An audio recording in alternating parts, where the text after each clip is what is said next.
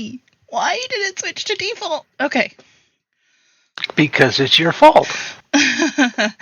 Alright, credit screen's on. Trying to Okay. arrange. So I guess we'll go ahead and... should I go ahead and start? Yes. Ready to go. All right. Hey, hi everyone. Welcome to another episode of Pathfinder As the Tengu Flies, a 2nd edition Pathfinder campaign taking place in Tianxia. I am the DM, or Game Master, whatever Pathfinder calls it, and I go by Fifi Squeaks. My pronouns are she and her. And I'm going to go ahead and pass it over to the hostess of the stream. Hi, my name's Astrid. I host the stream. I play Yarra, Shadowtide of House Thul. Our pronouns are she, they. Passing it off to Blasty.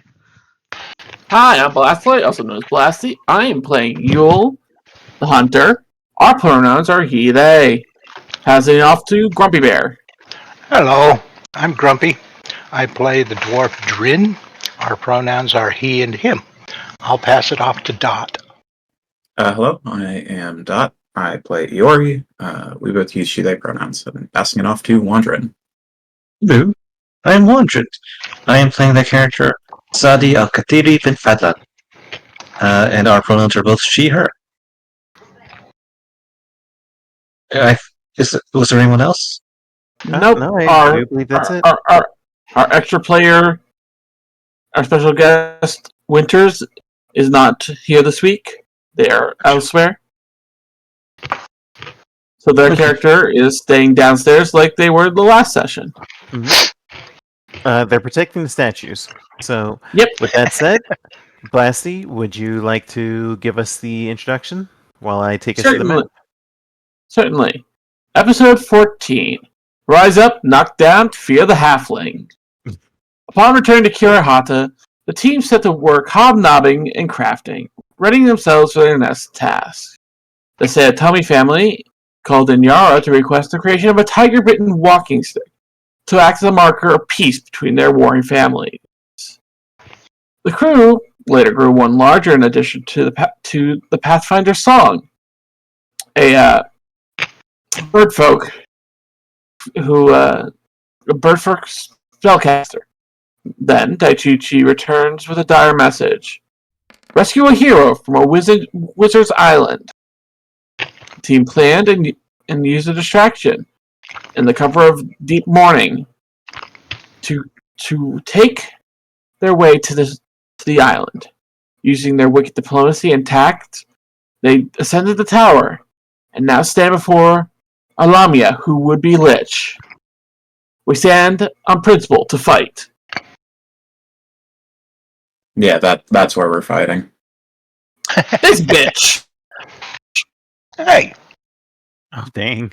All right, so as I said, everybody should be at full hero points, which is 3, since you managed to get through the tower without any combat and you solved the initial puzzles. So make sure that your hero points are at 3, and I am going to ask everybody to roll initiative. Dear Lord, we're gonna need those 3 hero points, aren't we? Yep. Oh yeah. Oh, shoot, I forgot to select my character. so There we go. did Could I roll it from diplomacy? Speaking of which, I almost forgot, so I'm going to let everybody reroll, but because you managed to get through stealthily, I'm going to allow everybody to roll deception or diplomacy in your case, since you took the lead on the negotiations. Yeah. All right. No deception.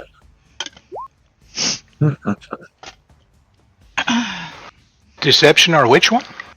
Deception or perception.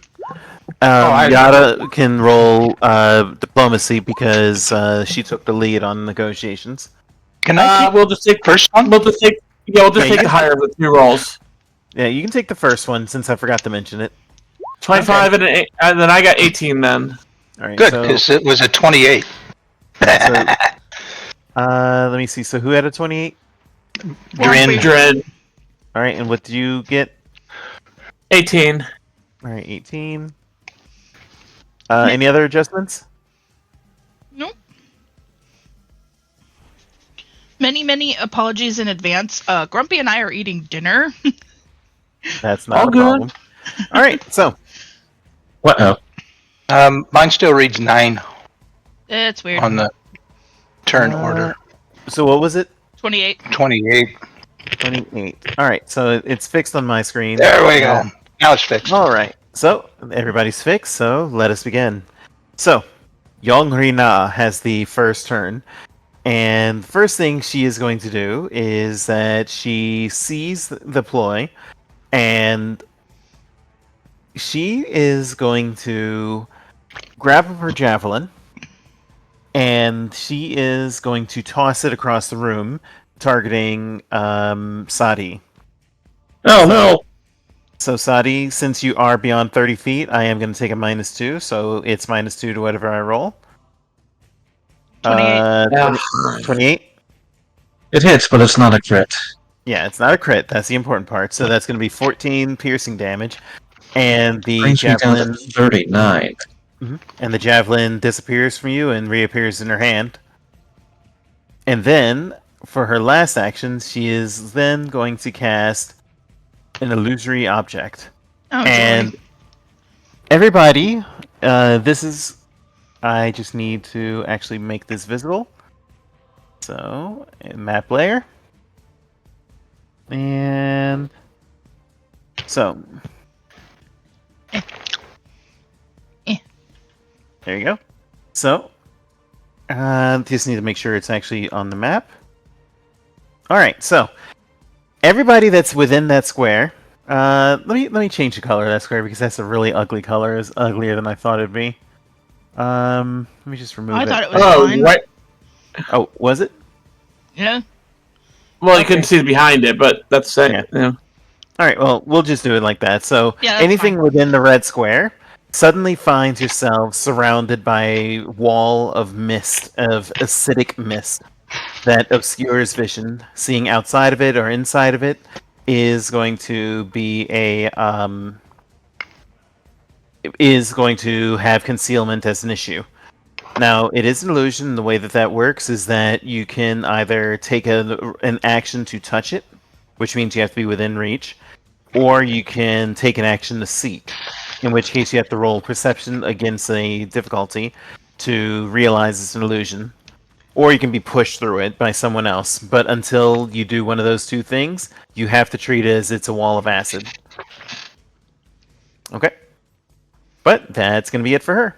So, Drin, you're up. Okay. Is this an even day or an odd day? I mean, this is pretty weird, but So, It's odd. it's an odd day. Thank you. Drin's going to just run through it. Right at the base of where the enemy was standing. And draw his shield. Okay, well, you will have to walk up and then use an action to interact with the wall. Basically, you have to use an action to basically treat it as if it's something that you can do. So what you may want to do is go back to where you were, because you were, like, right here. And then use an action to seek, basically a perception check. Okay, I will do so. Okay. Perception using what?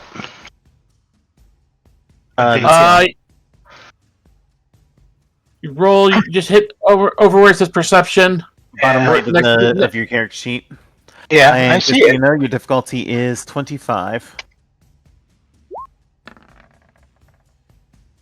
Okay, that's going to be a 22, so that's not going to be enough. So you still believe that it's an acid wall. So, Then I'll actually move up to it. okay, so that's your second action. Can I actually still see the shadow of where the enemy is? Yes. Then I will chuck my javelin in that direction. Okay, yeah, that is legal, so go ahead. 18 will miss. And because Yeah. it's returning, it goes back to your hand, right? Yep. Alright, so then that goes back to your hand, and that's your turn. So, Yule, you're up. No, I'm not. Wait. Yeah. Sadi's up. What? I'm the last one of our party. I rolled an what was your- 18. Oh, 18? Yeah. Okay, let me fix that again then. Okay, so then Sadi, you're up. Okay, so what does Sadi see? Does she also see a thick wall of Acidic mist? Yes. But she's Okay, so- outside of it. as far as she knows? Well, it You know. still appears like just because you're inside of it. Basically, when you're inside of it, you think you're surrounded by it. Sadi thinks he's outside of it. So it's Yeah, still but, there until you roll to disbelieve, which requires a perception check. Okay, Or to I am, before I do anything else, just going to take a quick health potion. What do I roll for that? 1d8. I believe it's just the lowest level one. I think that's what I have. Let's see.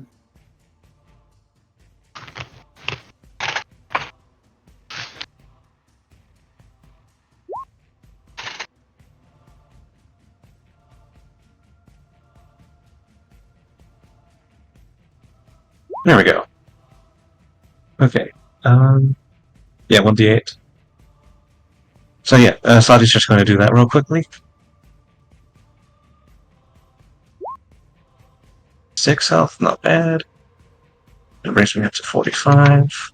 So Carvosh just had a really good question. What's the difference between an acidic cloud and a cloud of chlorine gas? I don't know. Nothing. Nothing. They're both acidic. Except one does not immediately start rotting your lungs while you're inside of it. Okay, so you. Well, you would still have to touch it for it to happen Okay, That is real true. quick. because it's a wall, not an envelopment. Well, hold on, real quick.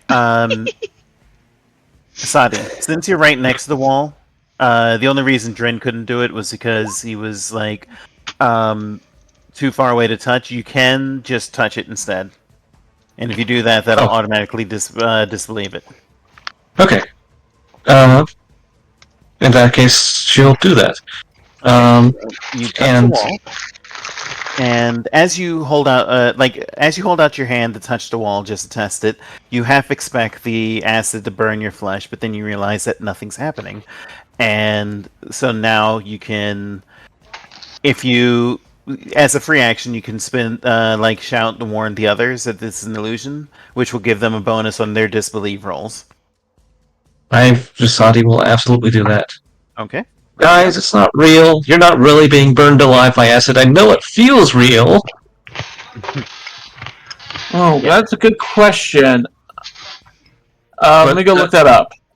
Yeah, I actually did look this up, but basically, you can be pushed through it, in which case it wouldn't affect you. So you could use your action to push people out of the wall. Like somebody could push Drin outside of the wall so he doesn't have to care about it. But the other option is to disbelieve, so that you recognize that it's an illusion. It's still there, kind of as a hazy image, but it doesn't really affect you outside of like perhaps causing concealment. So basically, as long as you can't, yeah, go ahead. I was gonna say no. Calling Ancient Blood would not work for this situation because it'd have to affect it's being thrown at you. Okay, thank you. Oh, that's what you were asking. But yeah, so and the reason What I was going to ask. Go ahead. What I was going to ask was just, so she can still see a wall in front of her, of acid in front of her, even if she knows it's not real, right? Well, the way it works is that because you've disbelieved it, you see like a spectral image, but you know it's not real. So it doesn't affect you, except that it does provide minor concealment because you're basically shooting through something that's obscuring your vision. It's kind of like looking through like a gauzy curtain. One other thing, can I just pull Iori out? You can pull Iori out if Iori is willing to. Yep. Yeah, go for it. I'm pulling Iori out. Okay, so you spend an action to pull Iori out, and just go ahead and move. That's all three. And Iori, you automatically disbelieve, so the illusion no longer bothers you. Jeez. What in the goddamn? Oh, okay. All right. So Got that's it. Adi's turn. Yarra, you're up. Yep.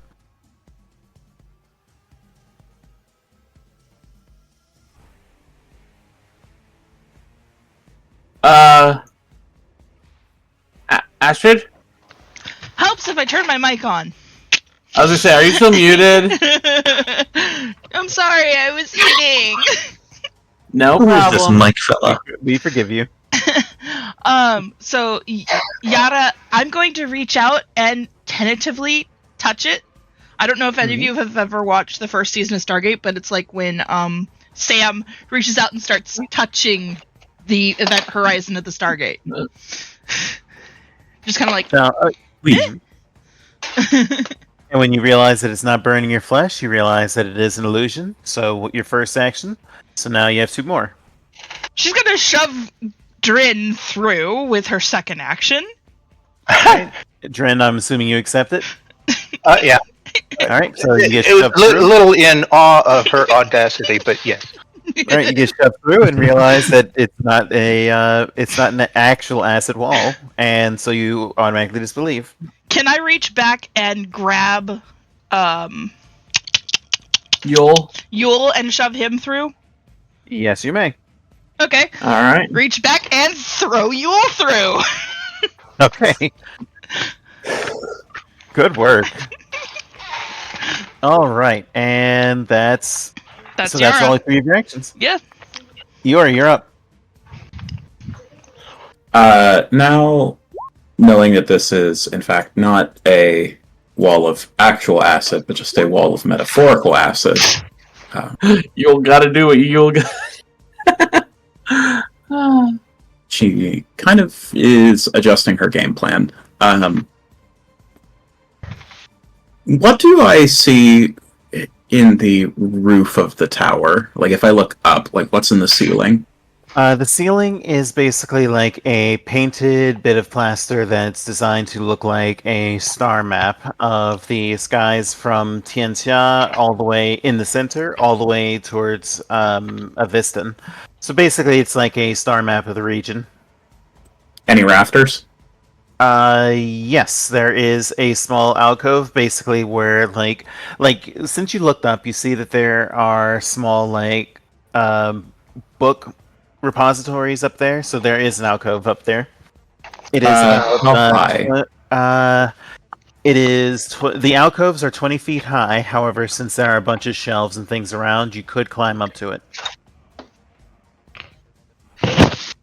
Does the wall reach all the way up there?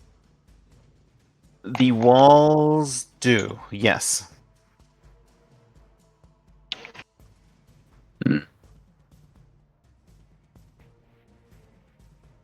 We're gonna go for it. I'm gonna try to climb up there. Okay, give me a climb check. Is that acrobatics or athletics? Athletics.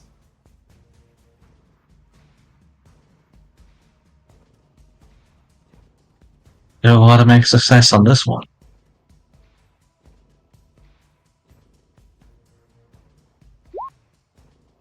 Oh, okay, not 20, cool. Okay, 10-foot yeah. vertical leap. Yep, so you know what you do? You leap up, grab hold, and you clamber up in a single action.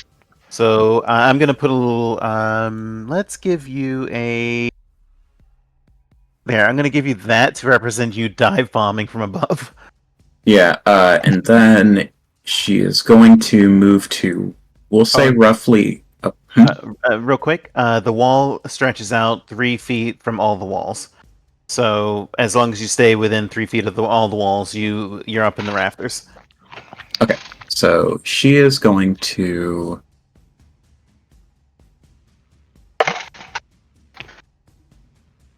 How do you make the ruler while moving again?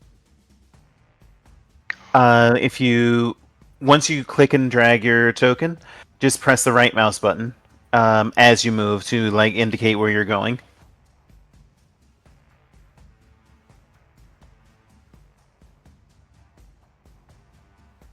Okay, she is going to... what are the other tokens on the map? You mean Ice these? scamps. Air scamps, basically little creatures of air.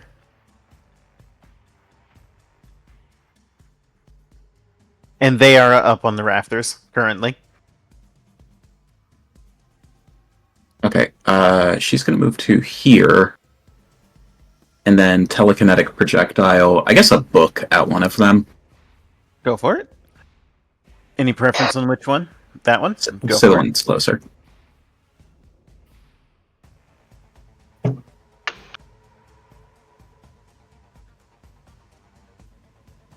And you said it has light concealment?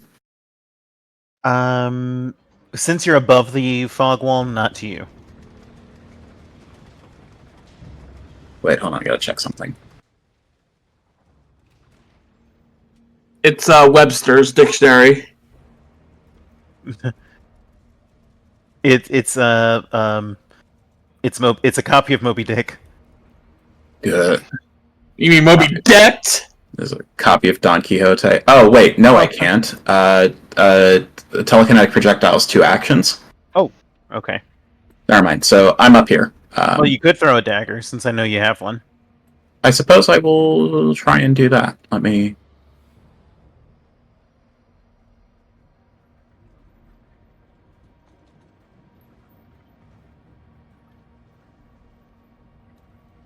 Oh god, do I?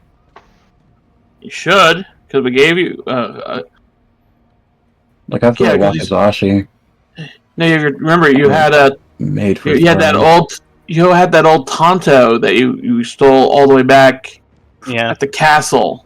Oh god, I don't even think I wrote that down on my character sheet. It was that long ago. Please hold. No worries. Are there different rules for throwing a weapon versus making a regular attack with it? If you Go ahead. I was gonna say if you grab the item and put it in your inventory, there should be it'll automatically populate a throw action. Yeah, exactly.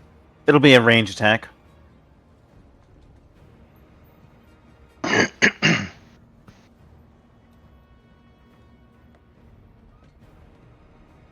Okay, there we go. Yippee!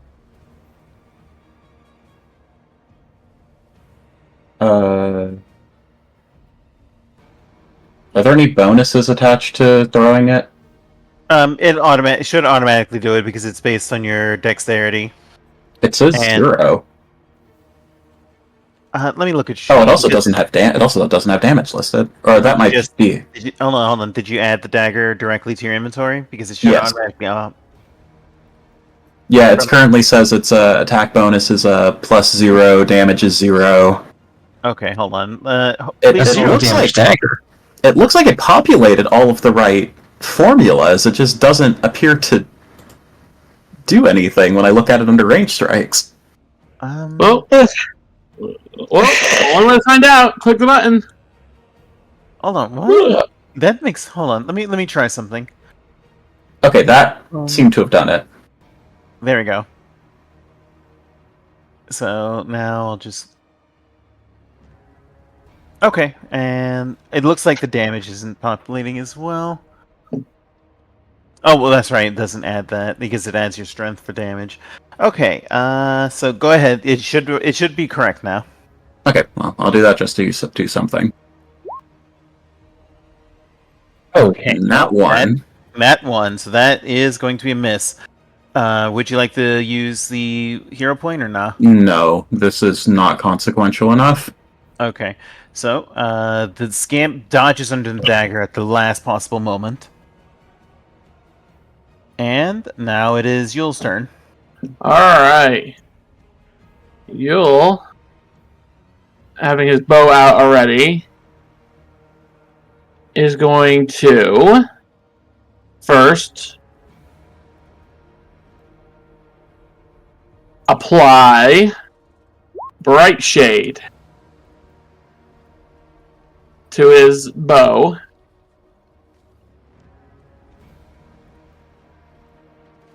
Mark the lady with his hunt prey. And fire. Okay, so as you fire the shot, you notice that it looks like it's going to sail true, but at the last possible moment, she winds her slithering, snaky body around, and it passes through harmlessly against the wall. Would you like to use a reroll? Yes. Go for it. Woohoo! Okay, in that case, it actually does hit, and that's going to do... We always use the highest, since you do use the hero point. 11 points of damage. And Plus... yeah, I was about to say, any bonuses? Well... Alright. She has to make a fortitude save. Okay. But go ahead and tell me the extra damage, since I have that up first. That's an extra... Because she's my marked prey. That's a +2 to precision, I believe. Let me double check. Hunter's Edge. 1d8. Okay. Let me roll that. Mm-hmm. 2. I called it. Okay. And you said fortitude save? Yep. Alright, I think she's good. Yeah. Oh yeah. Alright, anything else, or... That'd be it. Alright. So, let me see, that was... I don't know why Yule is listed twice. Let me delete that one. And it's now the air scamps. So, the scamp that is up top... well, let me see, 1, 2, 3... is going to hop to the edge of the rafter, point its little weird icicle head down, and it is going to let me see, where is it? There we go, that's what I'm looking for. It launches a torrent of cold targeting the 3 people there. So I will go ahead and mark this. That is the Sirocco breath. That's not cool. Or is it? So I'm gonna need the 3 of you to make a reflex save. I clearly beat that with flying colors. Okay. So Yule takes no damage. Astrid and Grumpy. So Astrid Yarra takes 9 points of slashing damage as the cutting winds bites into her flesh, and Grumpy takes 18 points.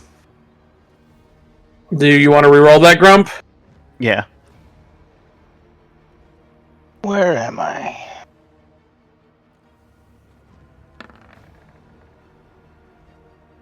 Okay. So wait, whoa. Actually, give me a second here. Mm-hmm. Alright. Did you want to have used your Call on Ancient Blood for that? No. Actually, it as a magical attack, it should have triggered it. Right. Okay, so with this call of the magic, It gives him a plus. It gives him a +1 to the end of the turn for his save. Okay. So, well, yeah, I mean, I guess that helps because it's, but it's still going to be 9 damage. So Yeah. you take 9 damage instead of 18. I'll do that then. Mm-hmm. Yep. The other scamp is going to hop over along the rafters, peek over the edge, and do the same thing, targeting the same 3 targets. So roll another reflex save, guys.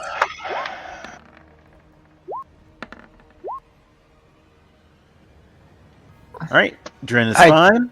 I do believe we're aware of the attacks now, so it didn't hit us. Yeah, this time. Yule escaped, and Yarra is going to take 8 damage. Excuse me. Yeah, Yarra should heal herself up as soon as she can. All right, and that's going to be it for them. So now it's Yongri Na's turn.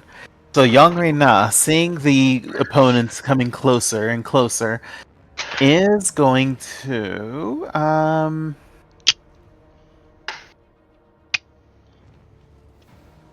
does that have reach? No, it does not. Okay. She is going to once again toss her spear with a javelin, but this time she's going to throw the javelin at Yule. Oh. Go ahead. I was gonna say. She's going to throw the javelin at Yule. Oops. The cold spell would have worked anyway. Okay, well, there you go. So, javelin targeting Yule. That misses. That misses. And then she is going to use her next attack to cast Sleep. And let me just set that where it is. Going to effect. I get a +2 on that, so I meet and beat. Alright, so those three are going to have to roll. Well, which one? What will? Roll your will save. Doesn't. I'm trying to think. Yarra, didn't you have because you are raging? Yep. Does that affect you? Let me look.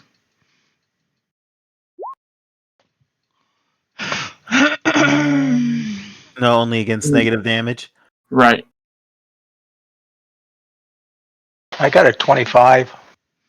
Okay. Yeah. So you're going to take a -1 to your perception, but you stay awake. And now we just need Yada's roll. I did 25. 25, 20. Drin got a 25 because of Call the Ancient Blood. So that's going to... so none of you are asleep, thankfully. And that's going to be it for Young Rina. So, Drin, it's your turn. Okay, here we go. And I will hide that effect back because that's not relevant now. Going to draw shield, draw sword, advance. That's 2. So the third is... So I'm going to just move you back because she's actually a large creature, so she takes up that whole four squares. Okay. Well, But that's fine. I threw a 22 at her. 22 Go. will miss.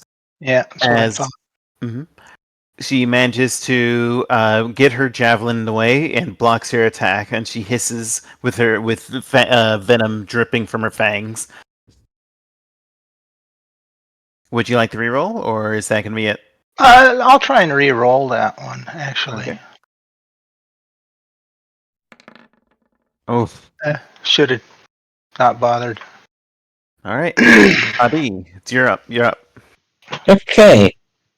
This turn is going to be very boring for Connie. So what she's going to do is she's going to deploy her deployable cover. So that'll be the first action. Let's see. Oh, and also the illusion wore off because you did not sustain it. Oop, didn't mean to do that. Okay. Cool. Deployable cover. And she also sets up her tripod. Or bipod, rather. I'm not using this as a weapon, I'm just showing you what I would like that she's using. And then she's also going to strike. Hold on. 1 second. This particular. What are they called? Gremlins? Frost thingy? Demons? Air scamps, yeah. Scamps. Right, she's gonna shoot the scamp in the face. Okay. And because she has the bipod, she will not take any disadvantage to her shot. Go for it.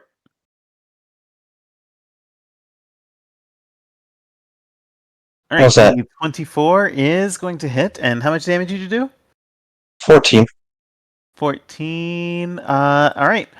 Looks like that scamp is dead. Hey. And that's her turn. Shot rings out and just blast that scamp to the wall. All right, so Yada, you're up. You're muted. I know.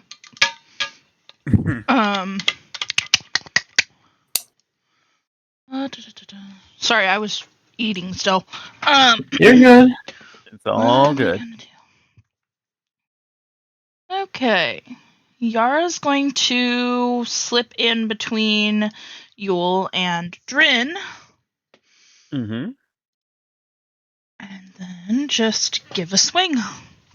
Go for it. Oh, I'm re-rolling that. Okay, go for it. What? Critical fail, but thankfully there's no critical fail effect. But you swing, and once again, she sees the blow coming and raises up her spear to block it. Is this the best you can do? I don't even think I want you as statues on my lawn. Yara's That's the spirit.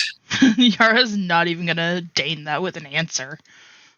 Just whack again. Now, just as a reminder, I did post that list of actions that you could consider.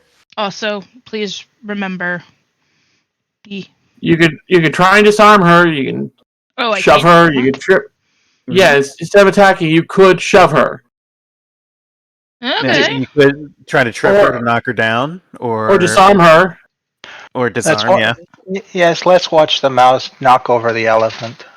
It might work. It's called fulcrum. You know what? Yeah. Yeah, I'll try and trip her instead. Okay. So that'll be a roll your athletics, I believe. Give me a second. Yep.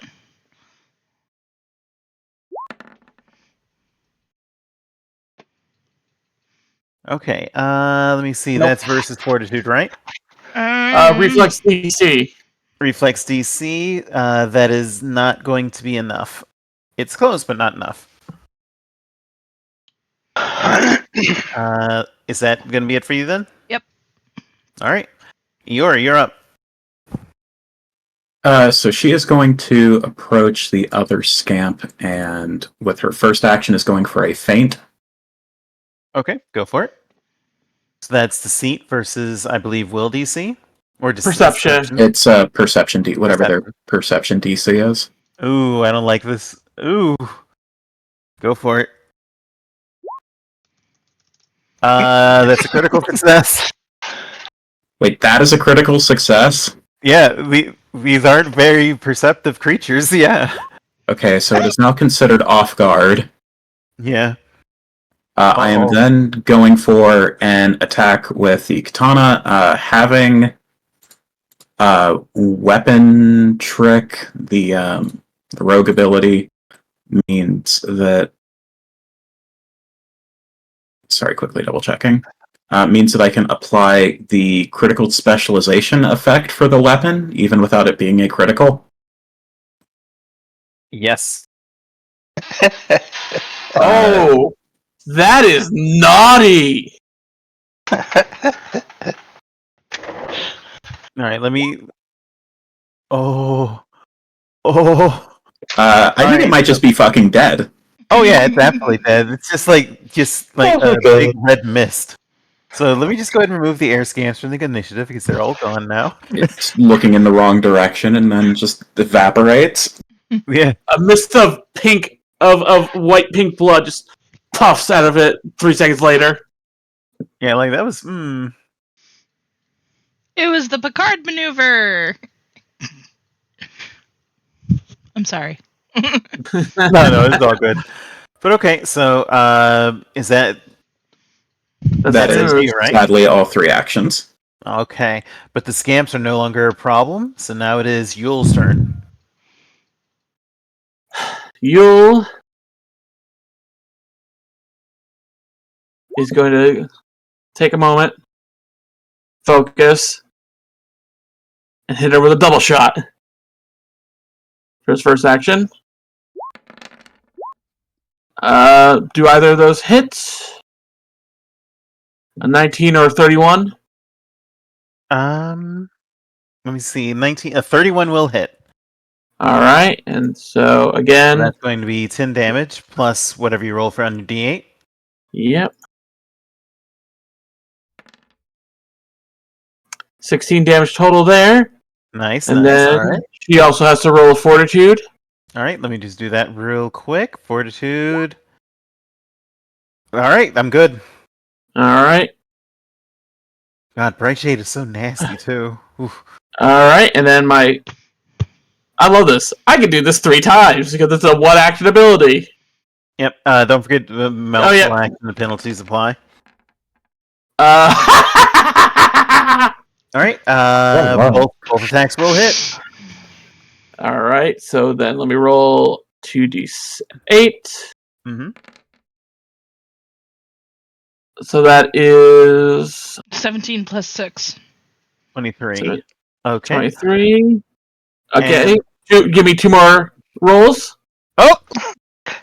Okay, right shade Wow. works. Critical. Okay. So now she starts taking us 1d6 of damage every turn, and then stage 2 is 2d6. Okay, I'm sorry. What was that? First stage is 1d6. Stage 2 Poison is or positive. Yep. Is she undead? She is not undead, so So roll it is 1d6 for me. Yep. All right. Another 4 damage. Okay, and I'm going to put a little green dot on her to show that she is poisoned. All right. And then one more time. Go for it. Those don't hit. Right. Yeah, those won't hit. Nice, very good turn, though. I gotta love 100 shot. Just unleash a volley of arrows. All right, so on her turn. So,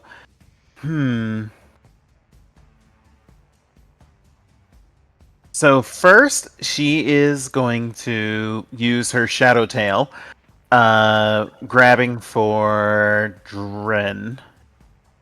Yeah, I think that's the right call. So she's going to attempt to grab for Drin with the Shadow Tail. Oh, come on, that's a bad roll. All right, so 22 misses. Yes, it does. All right.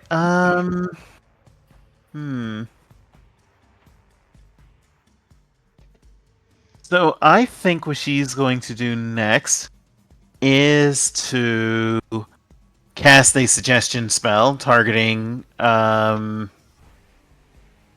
Actually, you know what? I have a better idea. Oh no. No. Do I want to do that? Yes, I do. So she is going to cast a charm spell. And the charm spell... No, actually... No. I know what she's going to do. She's going to cast a suggestion spell targeting Drin. So, give me a saving throw, DC 27. That's your will button. Will button, thank you. Uh-oh. You should still have 2 rerolls if you want. I'll use one of them, yeah. Go for it. There Much we go. better. All right, it's still so the suggestion that she's going to say is to run downstairs and do a jig in front of the guys downstairs. Oh no. Well, considering that I have a +1 because it's a magical attack, I rolled a 27. Oh, 27. Okay. So in that case, it's not going to affect you. So that's going to be. The ancient, wait, hold ancient on. blood. Wait. How long does that last? Full turn? It resets every turn. Yeah, it's a trigger. Every time I'm attacked with a magical attack, it restarts. So it's a reaction, basically, right? Yes. Okay, that's the important part because you only get one reaction turn. So can I say anything to her Uh-oh. after this Sure, attack? if you like. Wandrin, are you having mic That would problems? be very Okay. amusing. But Okay. I do not dance. All right, so that's going to be it for her then. So, Yongrina, Drin, you're up Makes it again. my turn. And, well, it's already in my hand. First attack. What is wrong with my dice? You and me First That will both. be a miss. First attack didn't work. Second attack was even worse. What is going on with our dice? Oh, You know, I'm this starting to is think- unbelievable. It's Okay, not hammer time. Okay, that one would have hit, but it's your third attack, so it gets that -10. Yeah. So, yeah, you Swish, swing, swish, swing. swish. Yeah, but she is managing to hold her ground, blocking you with her spear. Or her javelin, rather. And that's it for you, right? Yeah. Yep. Sadi, you're up. My turn. Okay. Sadi is going to do the incredibly complex maneuver of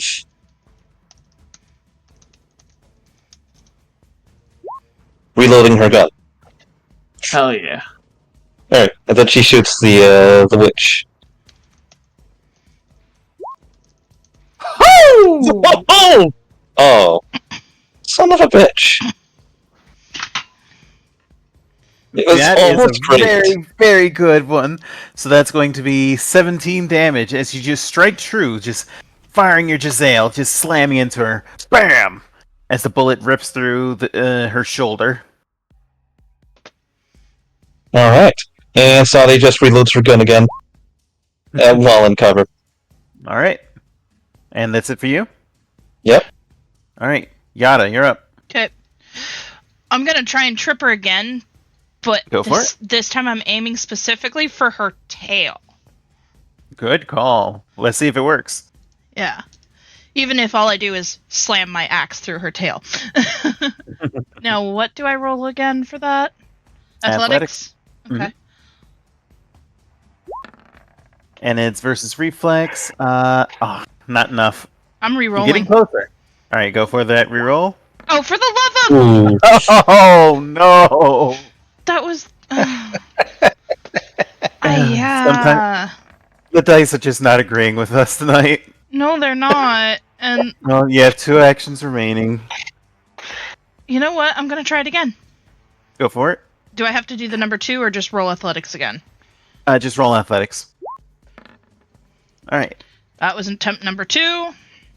And attempt number 3! What is closer. going on? We didn't do our normal half-hour dice warm-up. Apparently. Really? I warmed up my dice, so I'm rolling extremely well. At least somebody is. Okay, so let's see, after that was Yarra's turn? Was that everything? Yeah, that was everything. Alright, Iori, you're up.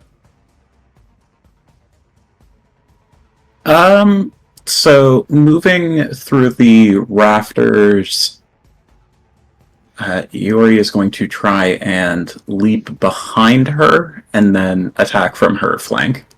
Okay, if I may offer a suggestion, you could also, since you're out of view, because she can't see you where you are, you could attempt a stealth check. That'll make it easier to get behind her. Alright, I'll start with that then. Okay. Let's see, that beats her. Yep, so you are hidden to her. And So drop down right behind her then.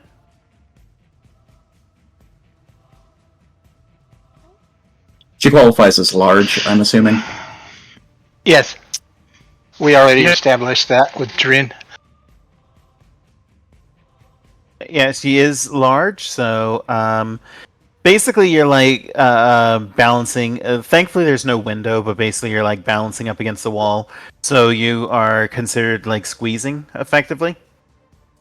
Ah, yes, just like Lady Dramatrescu. Score! Yeah, caught. Bow down to the worshipfulness that is Lady Dimitrescu. Alright, so was the stealth check an action? I'm sorry, what'd you say? Was the stealth an action? It Yeah, was basically part to of hide. the movement. Well, hiding is an action, so yeah. Okay, so hiding is an action, moving is an action, so I get 1 attack. Yes. Alright, But well, she is off guard, and so this is probably gonna be easy. Also, you're flanking. Yes. Oh, yes. Damn. Guess what? That's a crit. Because of all the bonuses, that's going to be a crit. So that's 24 plus roll your sneak attack, baby. I did roll my sneak attack. It rolled 2 damage. It rolled a 1 on both d6s. All right. completely rolled that because it was a crit. Yeah. So, because I get the critical specialization for swords with that attack, she is flat-footed until the start of my next turn. Uh-oh. That's not good. Yeah. All right. Okay, question. When does the poison tick for her? On her turn or mine? On her turn. Alright. Oh, speaking of which, you're right. I do have to roll to see if it escalates, so give me a second. Let me just share that again so you know. Okay, it looks like she recovered. I mean, she is using alchemy, so that doesn't surprise me. Yeah, so she did recover, but, she's banged up and hurt. Question. Yes. Where did I end up hitting her? Where did you end up ending her? You tell me. I wanted to say I was aiming for her tail. Okay. Because that eats and destroys tissue. Okay. I'm good with that then. Is she going to do the typical reptile thing? Well, maybe on her turn. Well, let's prevent that again because volley time. Yep. So she is flat-footed, so she's at -2 armor class. So again, hunted shot. First pair. Okay. So that go ahead and roll your d8. 2 d8s. Because she is flat-footed. Or off guard, whatever. Okay, 5. Alright, and so 14, 19. And how do you want to do this? Oh, Yule switches from where he was aiming. Aims for her eyes. Unleashes a pair of shots. Thunk, thunk, right through her eyes. And as the arrow flies through, she's like the arrows are pinning her tail and pinning her up against the wall, narrowly missing pinning her against Iori. And as the last arrow strikes, she hisses out and she raises her hands to try to cast Dispel Magic to ward off the silence illusions. But then the arrow flies through and pierces her in the eye, finishing her definitively. And she collapses down onto the ground. You are now free to explore the room. We'd best hurry. Yule is immediately going to hand a potion or two to Yarra. Yeah, Because she was the one who got hurt the most in this fight. I'm down to 59 out of 76. It's a flesh wound. Yeah. Still. Hence my groan. That my back is actually starting to hurt. Yay! Sorry. Oh no, you're fine. It's my own damn fault.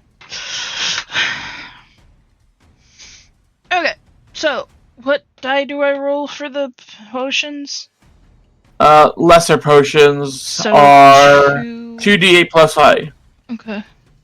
So, to keep this organized, we're gonna just go down the line. And I'm gonna start with Yule since you finished. Since you took the last shot, what do you do for the next 10 minutes?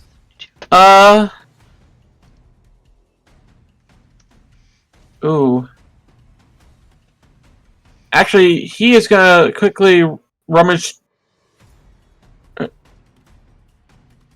through her body just to make sure that there's nothing like a spell scroll or anything that might Come back to bite us. come back to bite us.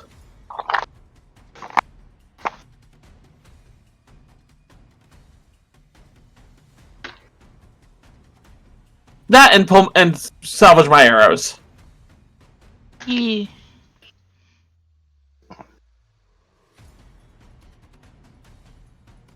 Okay. So, what did you say you're doing? I'm sorry, I missed it.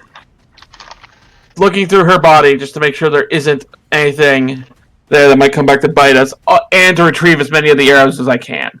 Okay. Let me see. How many shots you fired? Give me a D8 roll to see how many shots you can recover.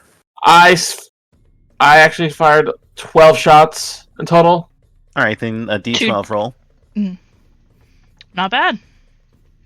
All right, so you can recover 9 arrows. Which is Also, looking on her body, she has 2 javelins, a +1 spear with the returning rune on it, and she has a scroll case with the blur scroll written on it. I would like the spear, please. You'll immediately hand her the spear. Yay! So you'll write that down. Anyway, yeah.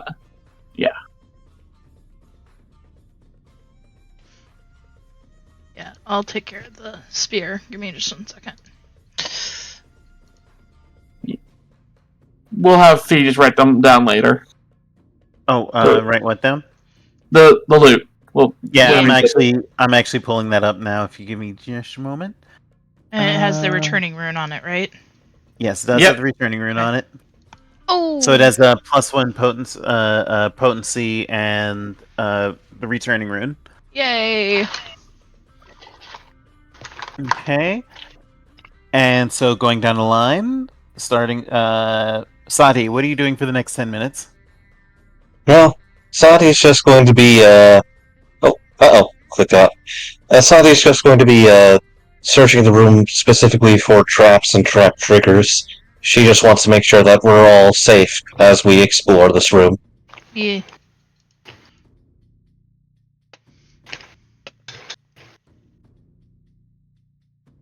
Oh. Okay. And when you check out the room, you find a cache of alchemical supplies and a staff that glows with a icy fiery power, as well as 2 separate potions. And you can spend some time during the next 10 minutes if you wish to examine them. Actually, no, let me just... I'll just... Since you're an alchemist, I'm just going to say that you actually can figure it out pretty easily. So this is what... Can you, write those down in chat? What Sadi just found? Yeah, I'm actually doing that now. Thanks. There we go.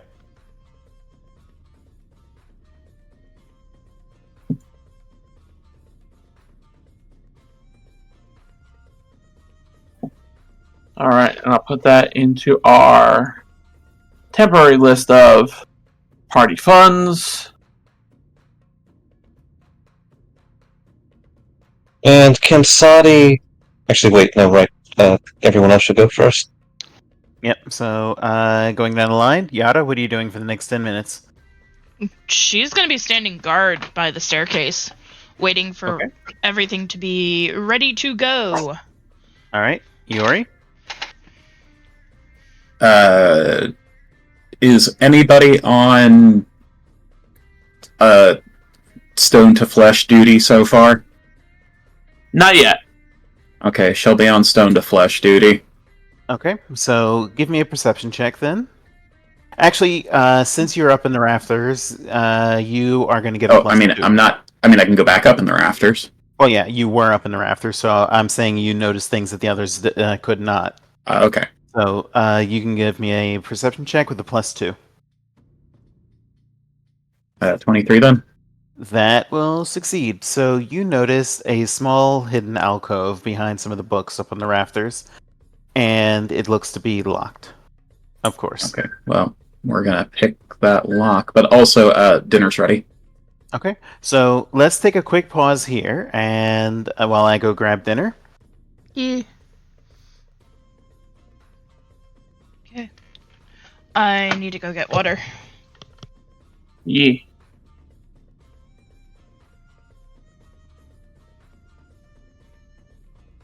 In the meantime, Alright, so yeah, Drin! be right back. I was gonna say, Drin, what are you gonna be doing? Well, I just moved my character over to an interesting looking wall. I'm going to be thumbing through things with my dagger. Good choice. Hopefully, Fee will have you probably roll a perception check or something. Yep. Since the little one just decided to guard the staircase. Yeah. Okay. Game plan for when we go downstairs. We're basically gonna ignore them and say, "Thank you for your service," and just and then the question is, do we want to gank them? We can either walk through like we own the joint and leave, or completely clear out the tower. Okay, here's my thought.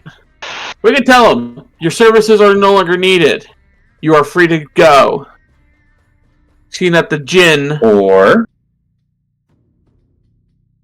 we could just look. Yeah, we can look around and tell them that the master gave permission.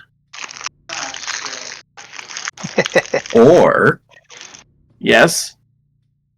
we could tell them that we killed your previous master and you can work for us now. It's not already. Or you can You take can your work- chances.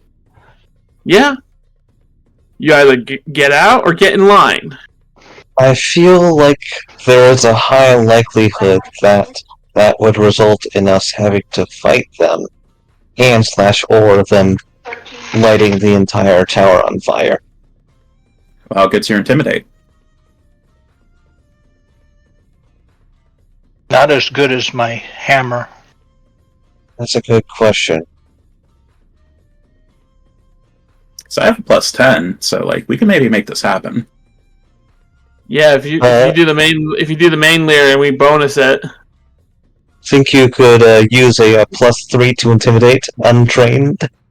Ooh. Can you look scared? Can you point your gun at them while I'm talking? Yes, but I can't make it look intimidating. Well, That's such a I'll look- funny problem to have. Well, no, you actually that would count as a help action. So, since you do have an actual gun, you could do that. But, Drin, what did you say you were doing in 10 minutes? There's a wall that I moved my character to that I am examining, looking for anything of interest. Oh, what button do I have to press to pick the lock? Thievery. Okay, and I also do have the infiltration. Infiltrator. check. That's a +2. So that's going to give you, yep, +2. Meh.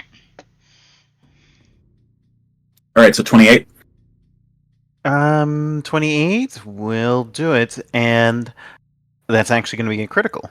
So, not only did you succeed, but you noticed there was a hidden trap that would actually have started an alarm. Basically, you recognize that it's a trap that first dispels the silence effect, and then shouts an alarm. And you caught it and broke it before it could actually function. Inside, go ahead. You go ahead. So inside, you find 3 scrolls. And the scrolls appear to be written in such a way that anyone can cast it, but it's a stone to flesh scroll.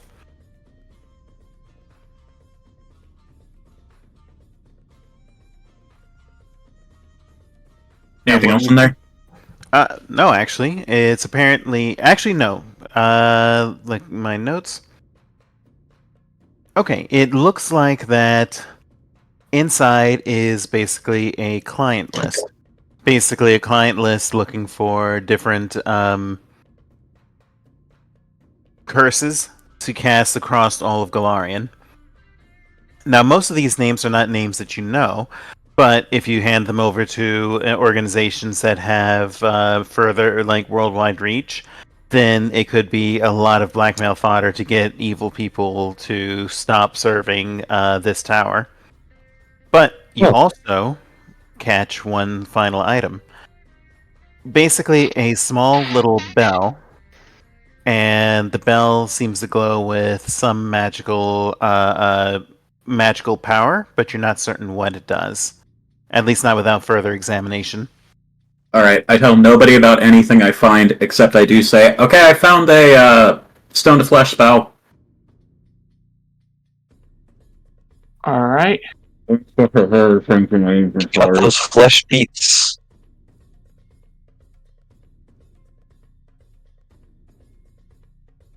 And also, Drin, examining the wall does not turn up anything special that that hasn't already been talked about. Okay. Alright, so 10 minutes have passed. What's everyone doing? We're going to start again with Yule. I was gonna say, just examination of the room for any artifacts or interesting tokens that might help us against the idiots downstairs. Perhaps maybe since they are Jinn-related things, maybe there's a contract or something up here. You can make a perception check and see if you spot something. 25, not bad. Okay, not bad, but you don't spot anything else that hasn't already been discovered thus far. All right. And So we're just to remind, Sadi found a staff, and Iori has found a bell. That hasn't been identified yet. So anybody skilled in Arcana or Occult may be able to try to figure them out. I might give it I'll give it a Arcana check. Well, remember you spent your time this round. Yeah, Searching. you're right. You're right. So, Sadi, what are you going to do? Sadi is actually going to do something a little bit odd. She's going to actually go to the telescope and see if there was anything interesting to look at. I don't think I've mentioned it before, but she is interested in the stars.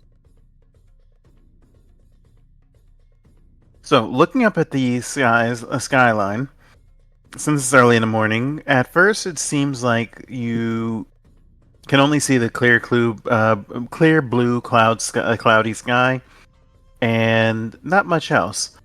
But then it occurs to you that this is a wizard's telescope, so it's very likely that there's some trick to it that you're not immediately aware of. You can roll Arcana to try to figure it out. Or if you have a relevant lore. Don't think that heraldry is going to help here. I do have Arcana. Yep, so go for it. So is that good enough? I don't see the roll. Oh, wait, really? I rolled a 25 on Arcana. I don't see it on my screen. No, I don't see mine. Weird. Yeah, according to this... Okay, now There I it see is. it. There it is. Okay. Server lag.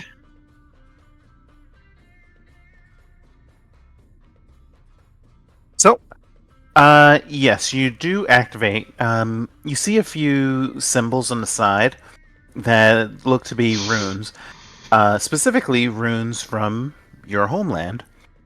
And when you activate them, you do some fiddling around, and you find that they basically adjust settings. And when you turn the settings one way, you do see something horrifying. You see that in the deep depths of space of the great astral sea, the sea of stars, is a billowing, looming shape that seems aware of you and stares back at you. And for a moment, you feel a tension rising in your body. And I'm going to need you to roll a will save as the entity tries to search your mind. Oh, sure, won't she? Okay. You manage to pull away before it does anything, but you are, since that's basically a failure, not a critical failure, it couldn't read your mind, but you are going to be a frightened one for the rest of the day. Understood. And you're aware that the entity looking into your mind was an avatar of Urgathoa, the god of excess and undeath. Oh, Urgathoa again! At least it's not Lamash too. Yeah, this time. So that's Sadi. So Yarra, are you maintaining watch? Yes.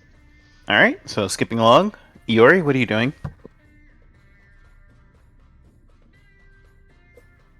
Iori is looking for anything with a letterhead from the office of Governess Tamami. Okay. So, considering that the Lamia was in service to the Oni Lords, there's probably some either correspondence or any information that might be of use to the group. So she's going to do some looking around. Okay. And give me one more perception check then. Okay. You. It almost annoys you when you find it, but as you were searching through all the books, you see a conspicuous, those roll top desks? You see one of those on the bottom floor, and you slip down to open it up and check inside, and you see a small rune that reads official document discourse, and behind that you say a intricate set of runes that basically says teleport to bottom floor. You're right, that does annoy her. Yeah, because right next to that you get the feeling. You also see like breadcrumbs and like snack crumbs inside of it, and it occurs to you, given what you've seen of Yongri Na this entire time, especially with the lazy floor thing at the bottom floor, that apparently she didn't want to actually do any work unless she had snacks next to her. So she had all official correspondences teleported to the food room. Hey guys, Grumpy's gonna have to call it. His meds are kicking in. Okay. Understood. We'll carry on, Grumpy. All right. Yeah, take care of I'm yourself. falling asleep. The oxy is just like knocking me out. I'll see No, you. it's totally fine. Yeah. Okay. So that Take care of definitely yourself. means we're definitely going to take the more not combat. Yeah. Well, I can stick around for a while, people. I'm just letting you know that my reactions are going to be slow. Okay. Okay. All right. Well, don't push yourself too hard. Yeah. If I will say that if you do have to leave, and if the party does want to take a combat route, I can just adjust things so that it's for 4 players rather than 5. So Let's just keep going, see how I do. okay. All right. Well, in that case, So that's what you found, Iori. With a frustrated sigh, she is going to interact with the runes. Alright, I don't know exactly how you describe what happens. I'm assuming she right-click interacts on them like she's playing a point-and-click adventure game. Mm-hmm. And for a second, a small portal opens up, and you can reach in, and you find a bunch of letters just kind of shoved into a pile, and you see that apparently the letters were shoved underneath one of the plates that were in the bottom floor. She is like whoa. barely keeping it together, like keeping her anger under wraps. How did we miss that plate? We cleaned up down there pretty well. No, you sent the thing. You sent the thing to clean up, and I actually did a secret roll to see if you guys found the exact letter, since it was such a mess. Basically, it'll be obvious now since the broom has been cleaning now, but it wasn't obvious originally, is what I'm saying. All right, she's taking all those. Yeah, because we had been doing the dishes, is what I mean. Oh yeah, but so okay, so it was okay. I see what you're saying. It wasn't in the kitchen itself. No. Correct. Basically, it was like scattered around the room in like all the filth, and the broom basically swept it up and put it into where it should belong. Right. I'm just going to make an item in my inventory called important documents and correspondence, and that should remind me what this was. Yep. So yeah, you can examine it a little later if you'd like. But so 10 minutes have passed. What does the team want to do now? Hey, Yule, did you want to study the staff?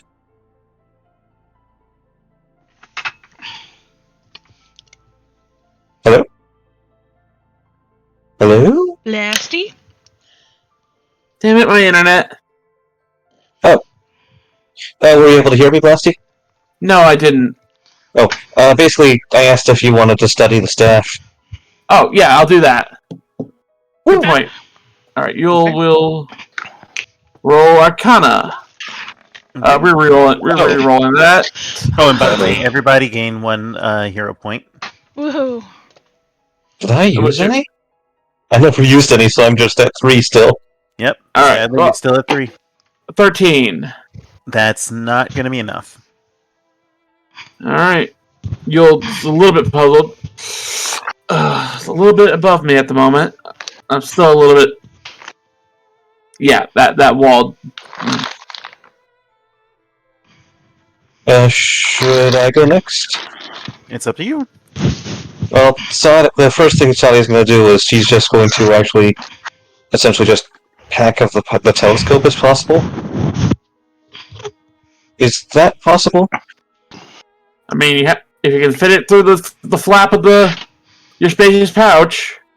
Oh, right! I literally forgot that I have a spacious pouch. Yeah, Sally's going to put it in the pouch. Okay, so you're gonna shove it into the spacious pouch. Yep. And then Sally's going to try and understand the staff. Is that something that you can use occult for as well? Yes. This one, yes. Alright. Okay. That will be enough. You hold in your hand a staff of elemental power. Alright. Ooh.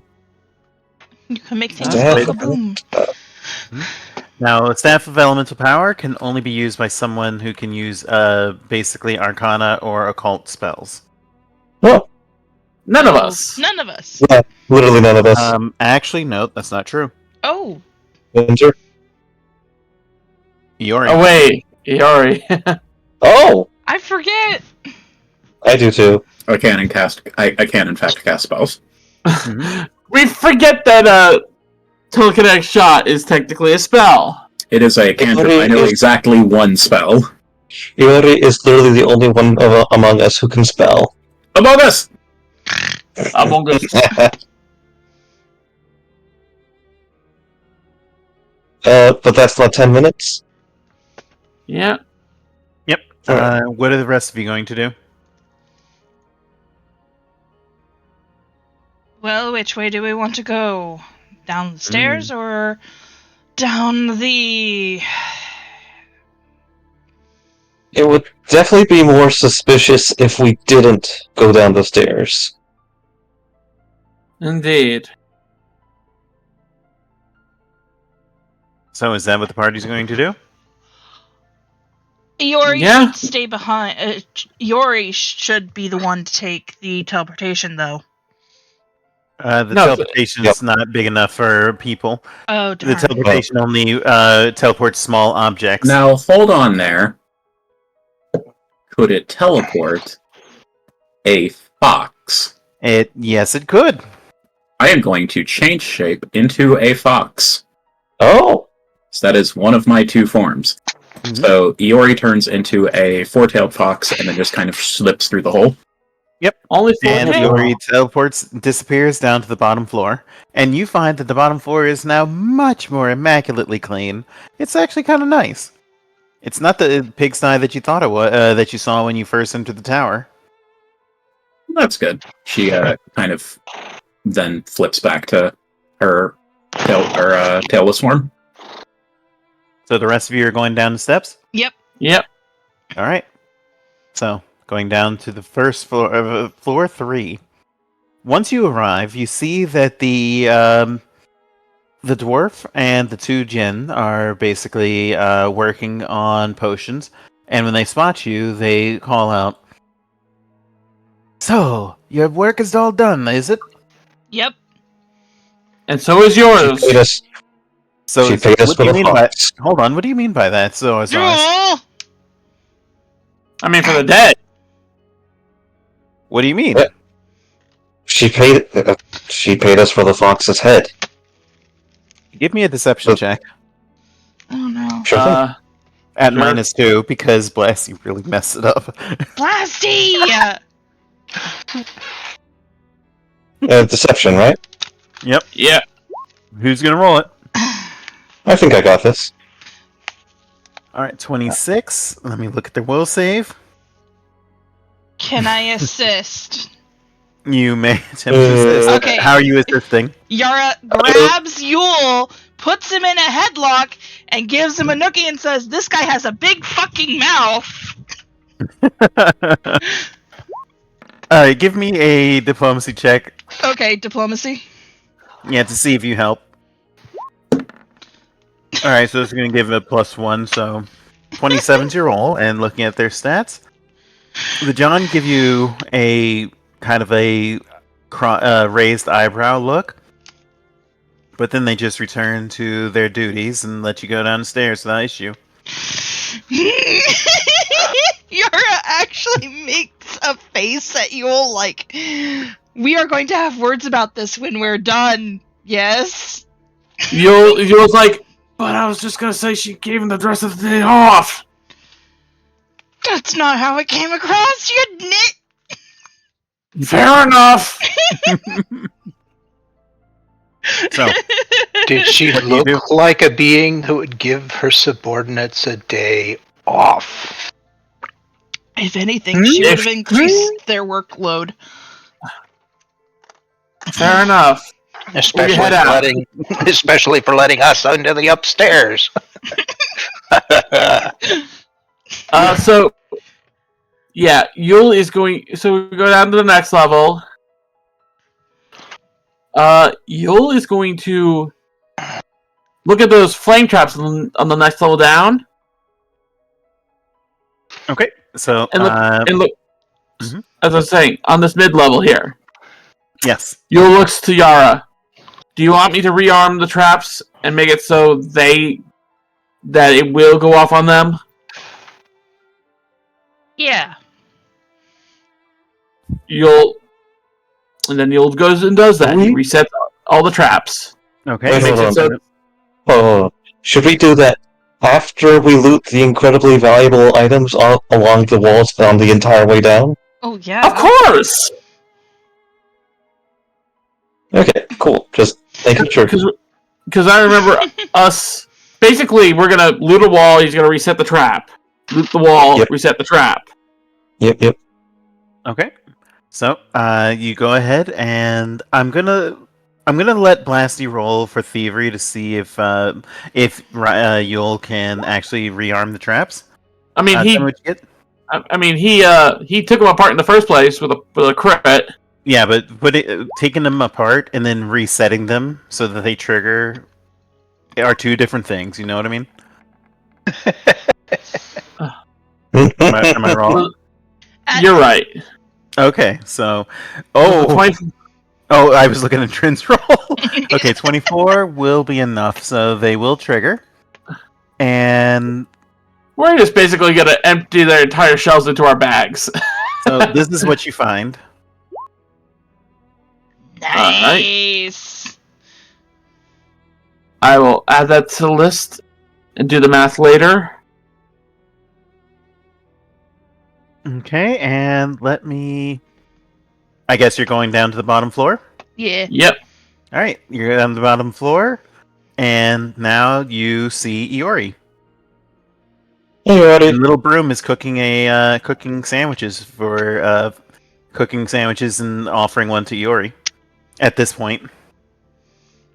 Or we'll take a sandwich and thank you for it before taking the scroll in hand and pretty thank you, Cameron. Going to are the mooks in any way going to see me if I try to go outside? Remember, the only windows were on the first and second floor. Nothing else had windows, so you'll be fine if you're outside. Okay. She thanks a lot. Says I gotta go do something. I'll be outside. I mean, we're all headed outside anyway. Yeah. Well, I mean, you all are looting, and she has something else she wants to do. I mean, no, we're coming down the stairs. We've already looted. Also, we want to loot this room here. Let's loot the sandwiches. God. Well, Free might as food, well. Free food. Yep, take the time, loot this room as well. Fee? What? So you go ahead and everybody gets some sandwiches and you loot some food. And let me check to see what's inside of this room. Let me see. First floor. I think we already checked this floor out. Yes, you did Well, check we- this one. We did check it, but we didn't touch anything because Yeah. we were still just weren't- guessed. We weren't wanting to trigger anything prematurely. Yeah. In this room, besides that, just 3 limited spider climb potions. Basically limited as in they'll dry out at the end of the day. Then, yeah. Then nothing then. Might as well take them. Can't hurt. Alright. Oh, at least it's some bottles. Going outside, Iori, why don't you tell us what you did? Because I know what you're doing, but go ahead and tell us. Okay, so she has like already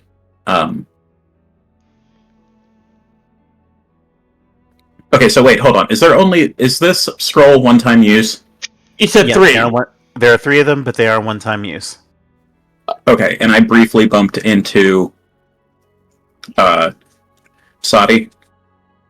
Well, they were inside looting, so you have some time before they come out. That's what Okay. I'm asking. If She gave 2 of them. She will have given 2 of them to Sadi, and then gone outside. Okay. She has used 1 of them on Benkei, and they are already fighting. Yep, so by the time you get out, Benkei and... Oh, you know what? Let me go ahead and actually get that going. This will do. Yule actually would like, guys. I know we have people. There's like a choice here for our 3rd use. Like we do the So, Samsara man, Over here is the Benkei. hobgoblin, or the elf. Definitely need to get Golden Boy. Well, I'm saying our 3rd option, our 3rd slot.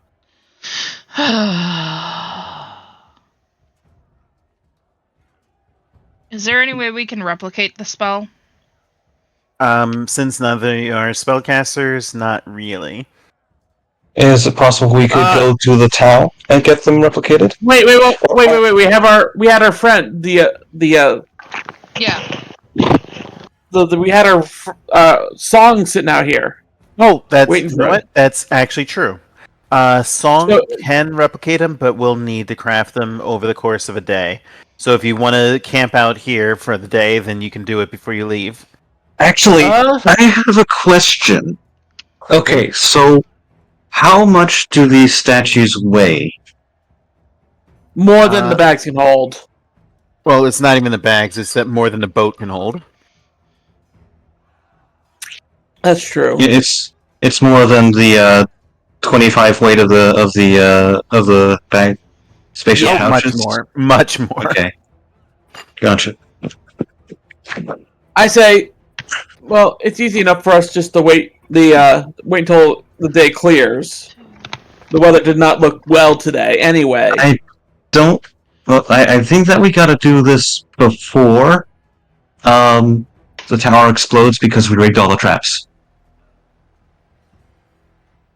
Well, So we Well, either gotta find a way to transport all these things. I'm saying they're lazy enough where the gnome was going outside and down on a regular basis. I don't think he's gonna come down the stairs unless provoked. Well, for now, we have a duel going on, so let's just handle that real quick. Well, Go ahead. I was gonna say, well, in that case, I'm gonna give Song one of the 3rd scroll to replicate while we wait. Okay. At least to start on. Let me check something actually real quick. Stone to flash and. Oh, actually, no. Song can't do it because that's a 6th level spell. Oh shit. Ugh. So yeah, you're gonna have to just pick and choose someone. we can't bring the scrolls to the town. Come back here. You could, but remember that's leaving, finding a 6th level caster, getting the scrolls replicated, coming back. Yeah. Let's just reanimate the elf. We need somebody pretty to pick on. Well, she looks angry. I think she might start casting. Well, Wait a hold on. second. If you guys don't mind, let's just go ahead and resolve this duel between Benkei and Iori first. Fair Yeah. enough. Let's do that. Drin is rather amused watching them. Well, anyway, Yule is while that's happening. Yule is picking up those the holy symbol Susumo. Iori, Yes. roll initiative. So, Okay.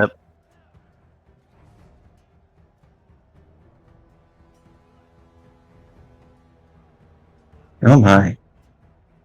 Uh-oh. okay. So, per dueling tradition, you start off some distance away from each other, of course. And Benkei will use first action to draw a sword. And actually, you know what? Is going to draw a Tetsubo, move in, and will strike at you with it. Didn't know he was an artist. And apparently missed. Alright, so that's his turn. Your action.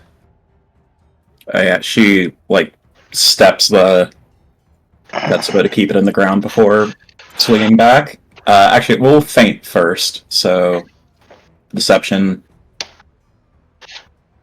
I will. I will burn a hero point on that. It's a matter of honor. Is that success? Let me take a look. That is, what did you roll? 21. 21 versus will. That will do it, yes. Or it's perception. Or perception. That will not do it then. Okay. Well, she'll still go for an attack. Go for it.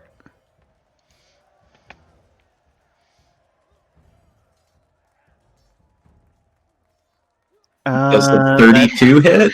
A 32 will hit, so you strike true and hit Benkei for 16 points of damage. So, let me just mark that real quick. Go second attack. Mhm.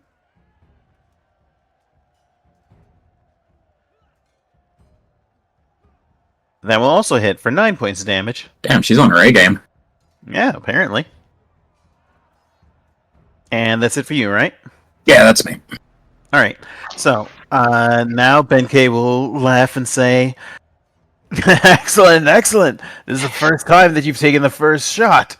But I am a master of weapons.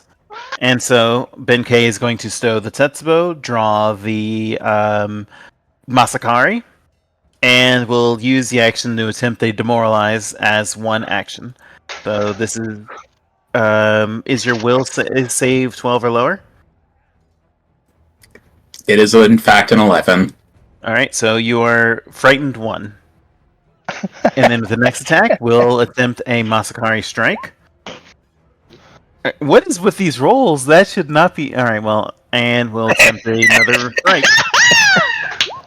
Alright, go for it. Your turn. Do I, save to stop being demoralized? At the end of the turn, it drops down. Okay, and you said it's frightened 1? Yeah, so basically you're at -1 to your rolls. Okay, I'm adding the condition. So There we go. roll really well. Oh well. It didn't work last time, and now I'm at a -1. But maybe I think I'm going to feint again. Go for it.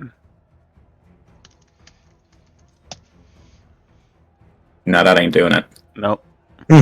Whatever. Attack number 1. 23 will hit.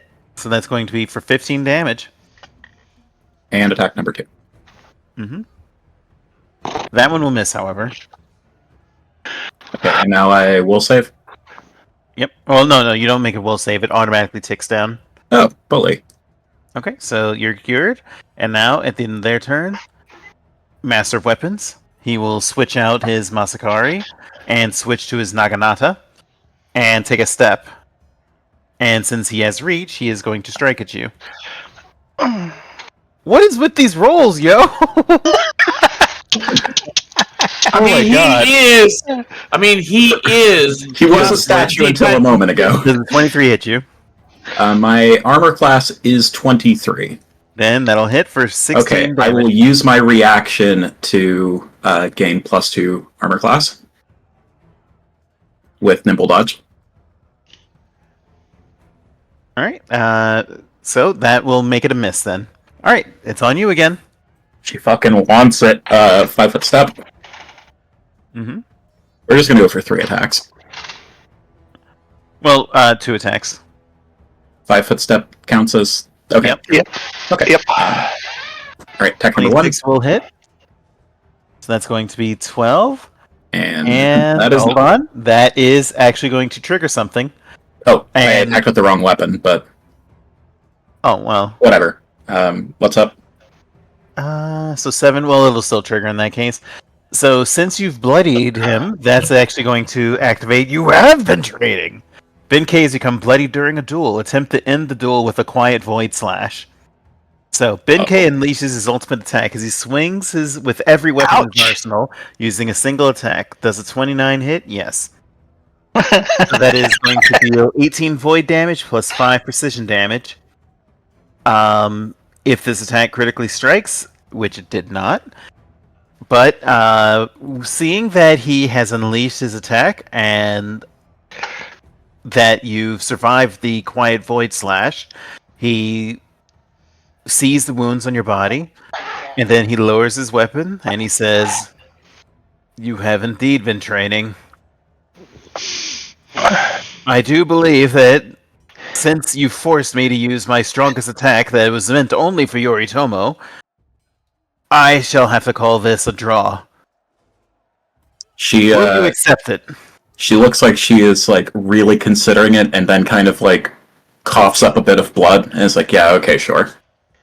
And with that, he takes the katana off of his belt and hands it back to you. And the katana, you notice, and everybody can see this, has basically the symbol of the Dichuchi of Daikitsu, excuse me, on the guard, like the holy symbol of Daikitsu is around the guard, and along the handle is like a special rope grip. And the sheath for the katana has basically like a very intricate design, showcasing like running foxes running across a field with cranes flying at the over a sunlit field. Here's your weapon back, the one I've taken from you years ago. You have earned it. She puts it on her belt line and seems like honestly kind of confused that this is happening. Can Sadi just shout something? You may. Yeah, go for it. Congratulations on winning the dick measuring contest. Yarra has been glaring at Benkei this whole time. Just like, is this really necessary? But not saying it out loud. I don't know why you're looking at him. Iori most certainly started it. Yeah. Yeah, but she's the more responsible one. Iori can't see her. I think of this as a. Did you say this building was about to explode? Yes. It is incredibly possible. Only if the idiots come downstairs for a snack and they don't use the outside method that they usually have. Yule looks up, sees if he can see the dwarf walking outside on the wall. She's going to put the katana on her belt line and we'll say that, I've been hunting this down for how long has it been? 50 years? Well, And it has 50 long years. And you've earned it, my friend. Ha ha ha ha. she kind of smirks and says, "Well, I'm going to keep practicing, and then see how far we get next time." Mm-hmm. She Clearly, I kinda- need to redouble my training if you manage to. I've only landed one shot on you. Well, I have been practicing. The glare of an enraged halfling. And she kind of turns back to the others and is like, "Shouldn't you all be doing something?"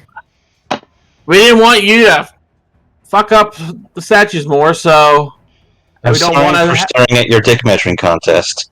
I know that this is a very private thing. I'll get back to work. She kind of rolls her Anyway. eyes and then all right. You'll Yule hands one. So Yule takes the other scroll from Sadi. Well, Sadi, you take care of our golden boy there, while I make the hard choice on our third person. Yep. Sadi now the just sort party of can discuss looks. this. And yeah, Sadi's just gonna use her scroll to unfreeze the golden statue. Would we Okay. be able to tell, using perception, which one is the oldest? Yes. Okay. So, you mean like as in has been here the longest? Yes. Okay.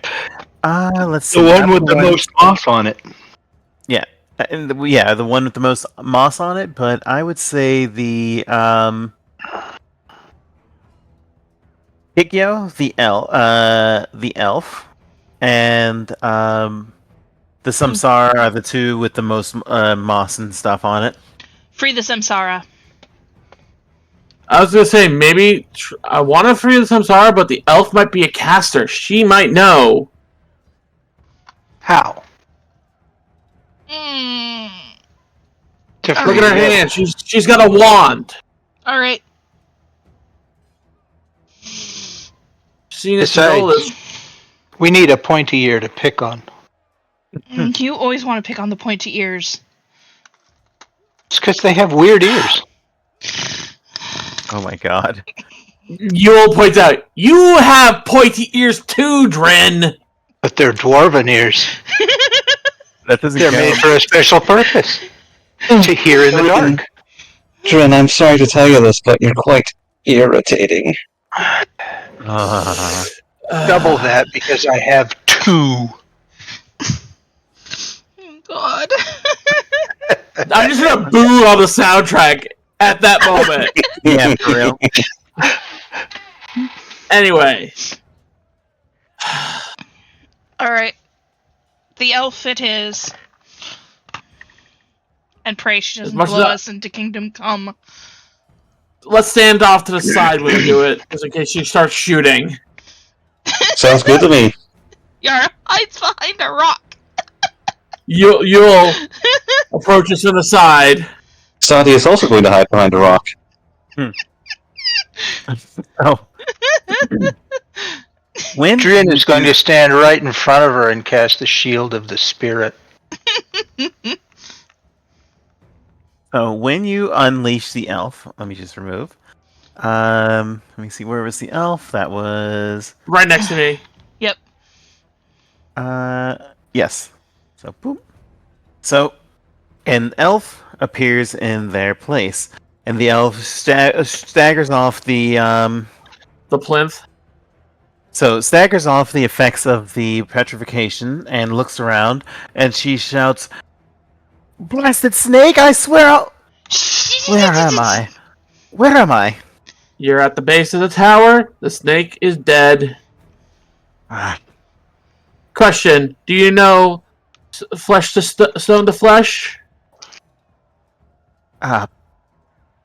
I'm sorry, but that's a weird question to ask. Who are you? We're the idiots who I- freed you. Exactly. We're the ones who freed you using a scroll of stone to flesh. And we're also the idiots who killed young Ra. The bitch. You may want to stop calling yourself idiots then. Well, I think we are. Yes, I do happen to... I was a cleric, you see, and I do know that spell. Cool, there's at least two others who need to be freed. And two, that if we free them, they'll probably be dead. Hmm. You don't have to free those two. No. Yeah. Well, unless you know how to reattach a head quickly. Well, That one. one's head has been totally crushed, so Yeah, that one is beyond. repair. Yes. She looks around at the other statues in the courtyard. Yes, those two are beyond my powers. You would need a full resurrection, and I unfortunately do not have that power. But I can at least undo the stone, the petrification on these two. Then Please. that's all we ask of you. Then. Well, then We need to hurry. Aye, give me a moment. No problem. Just be aware the tower might explode. I'm sorry, what? We Just while we killed her, we did not kill her minions, but we rigged it so if they try to escape, it would explode. It was easier than fighting them. I suppose, but Iori, who did not have any part in that, is like, you did what? You look back to her. Remember how I unrigged the fire traps on the way up? Well, I re-rigged them on the way down. In a way that they would be triggering them if they tried to walk through them normally. Kaboom! well, then let me just hurry up and unleash them. That was a decision that you've made. Iori looks like she's going to say a slur. She looks so angry. And Yule hangs his head a little. Like, he realized, he does know that was a dumb choice. It was a choice. That's why I called us idiots. I'm not going to say it. She recognizes the reason why, but like having had plans for this building, he's like, Yule says, "Do you want me to go back in and unrig it?" No. We'll just let nature Yes, take you its do course. that. You do that. We'll take the boat to the mainland. Thank you. all right, I'm all done here. Iori, I'm unsaid the petrification. Okay, Then we should let's probably go. Let's go. Yes. Let's go. Yara's doing the get out of here. Yeah, it's like we will, folks. I know you're all waking up from being stoned for a while. We'll save the fighting for when we get to the land. Especially you, Hobby. Very well, then let's get going then. And with that, the party makes their exit, hops into a boat.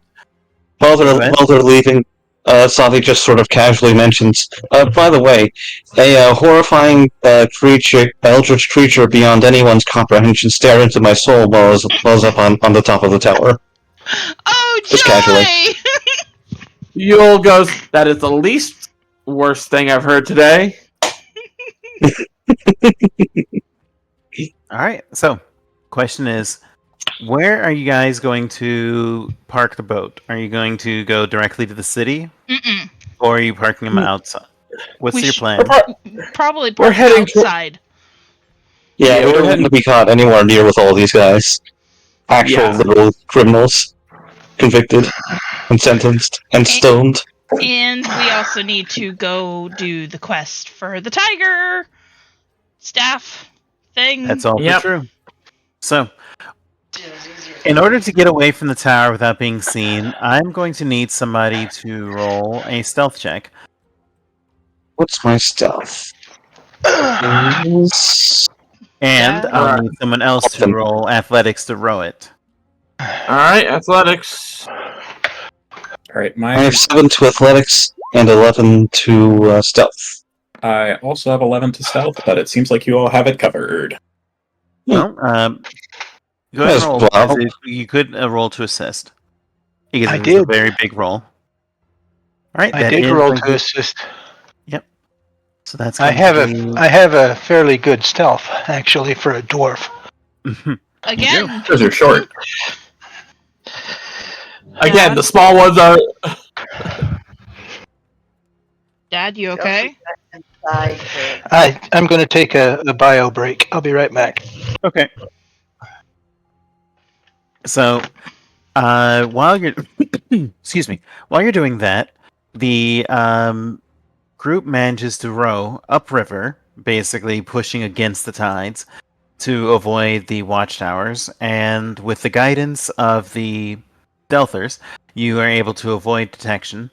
You park to the north of Kirahata, or excuse me, not Kirahata, but of let me actually go. Yes, Kirahata actually is correct, and you make it back to the map.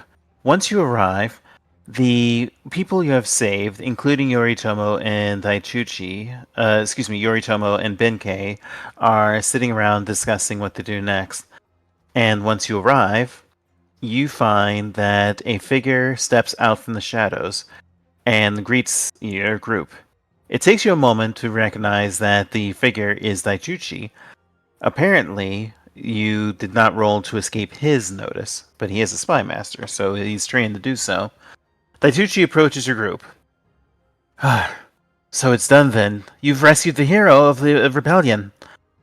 And it looks like you've rescued others of the rebellion as well.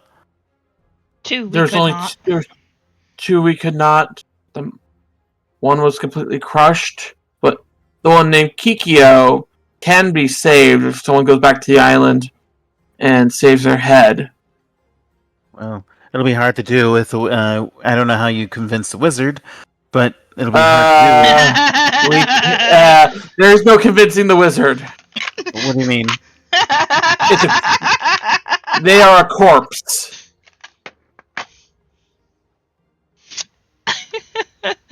And one that is currently dissolving itself with the remains of Bright Shade. So wait, you used Nightshade? Bright. Bright Shade. So you've used Bright Shade then the body should be decomposing and won't be able to be resurrected. That's good, but there is one problem. You realize that's going to put everything on high alert once it's discovered, right? Which is why we should, for the time being, go to ground. Leave and lay low. Well, that being said, if they find the tower, once it explodes, they'll know there's a problem. That is true. It'll be obvious because there's your problem. Well, it could have exploded in an unfortunate accident. Yeah. Exactly. That cannot be attributed to anybody. Exactly. Other than potentially the hubris of the tower's owner. Exactly. If we get back soon enough in our scene, that might work. Who would suspect us to begin with? Everyone. Well, hold on. One of the only was on us. Hold on. Here's the problem. We need to get Yoritomo and the other heroes to the Chuyokai forest so that Mizuki Hikari can take them in and bring them back into the fight against the Oni.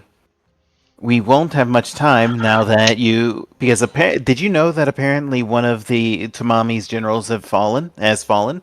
No, that's crazy. Their body was discovered apparently. You'll just glances at his pouch where he has the tree branch from that incident. Iori, who has a legendarily good poker face, is like, no, that's wild. How did it happen? They're so powerful, he must have fallen on his own sword. Well, it could have been anyone. You all did it, didn't you? What? No. What? How could we have killed one of the generals? How would we even get close to him? Well, look, here's our choice. Here's what matters. I know a way that we can get to Mizuki Hikari. And if you wish, you can come with me to protect the group while we go. This is the fastest way. But of course, this means getting you further away from Kirahata, and potentially you'll be out of the city for good and into the fold of the rebellion. Or, if you wish, I can... Yes? I mean, we were headed into the forest anyway for our next task. We are trying to unite the Saotome and the Higetoke to help the rebellion. That's why I said, go to ground. Build your allies and go to ground. I suppose we could do that then. Then, Yoritomo is just watching this whole exchange impassively, like just watching and like curious about what the party will decide. As Dichuchi pinches like the edge of his snout and says, "Very well. Then here's our choices. I can take them and lead them into the Chuyokai forest. I have allies, but then that means that your group will be without my help. You can finish what you can with the two families, and if it all works out, then you can return back to the town when things cool down, and continue doing what you wish to do. Or you can forget about that, and forget about anything else you have, and assist me with getting them to the Chuyokai forest." Forest. Well, hell, Basically, this is me being the DM here. Basically, this is your ending condition choice. You can either help Dichuchi, which locks you out of every other quest, because you're basically going to the forest and you won't be able to come back. Or you can leave Dichuchi hold to it. bring... Hold I'm it. Okay, so it almost locks us out of every quest. We do have an out on the family situation. Mhm. The lovers. This is true If too. we can bring, once we get the staff, we give it to them. They can go back to the city with the staff. City.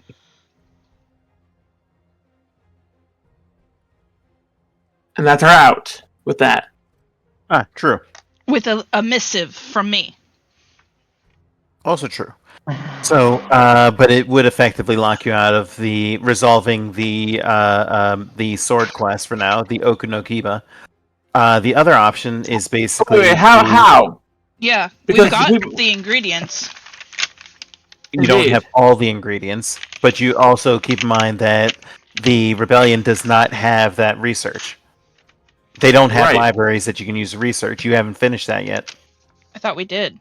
Did you? Yeah, we did. We have Okay, then scratch that. I'm sorry. Pause. because we have bad. the blueprints. We just Yeah. need to finish translating the blueprints. We just Oh have no, two actually left. you did.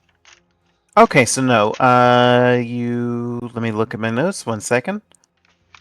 Because we were Okay, I'm smart. sorry, you are and correct. cloned because we were smart when we first did this and made copy of the blueprints Yeah. so we could work in parallel with our contact, which is why we were able to get ourselves the wood, the bow piece, is because we figured that out from The what research. we had Yeah.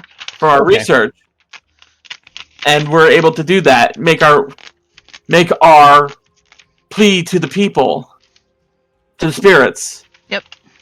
Okay, then I apologize. That's my fault. All right. So then, going back into the scene. So then, actually, this is what Dichuchi thinks. So then you present that information. Dichuchi says, "Wait, so it is possible then? Then, if you wish, I can take them into the Chuyokai forest. Since everything has just recently happened, it's very likely that I can get them there safely without much issue. And then all you would have to do is get the families together, form peace, and we can handle things on our end, and you can handle things on yours." Indeed, and then the Okunokubi, Okunokiba is just getting the pieces together. And you have most of the pieces, because you've presented that all you're missing is a dragon's tooth. Am I correct? Correct. Okay, so all you're missing is dragon's tooth, and they can be crafted. Very well, then. Then, would you like me to do that? I can lead my people, and you can help us on your end in the city. Yeah, that's where we're most useful. I do suggest that you wait at least a couple days before you return to the city. Things are likely to be hot once the wizard is discovered. Oh yeah, no. Our plan was to go to the forest. If anything, we're going to go back to an old haunt of ours that is outside the city. We're a temple, if you will. Very well. Then, if that's the case, then give us an hour's head start. I will need to cast a spell to cover our retreat.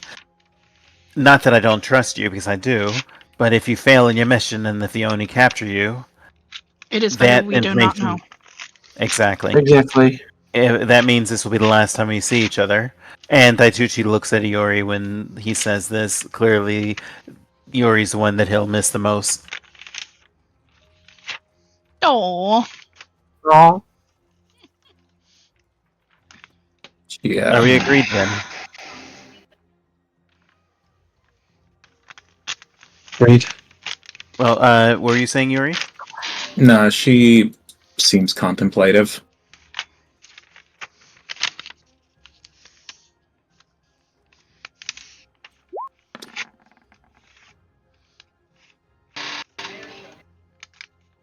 Yoritomo steps in and says, Look, my friends. If we're going to affect this escape, then we need to get going now.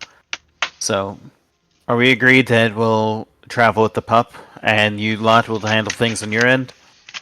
Yule extends his fist to him. I promise. Very well. And he fist bumps you, but then he takes your hand, clasps it, and gives it a firm shake, and says, "This is the handshake that is done by those that are sympathetic to us. No one else will know what it means." Yule memorizes it. I understand. Iori approaches Dichuchi and just flat out just gives him a hug.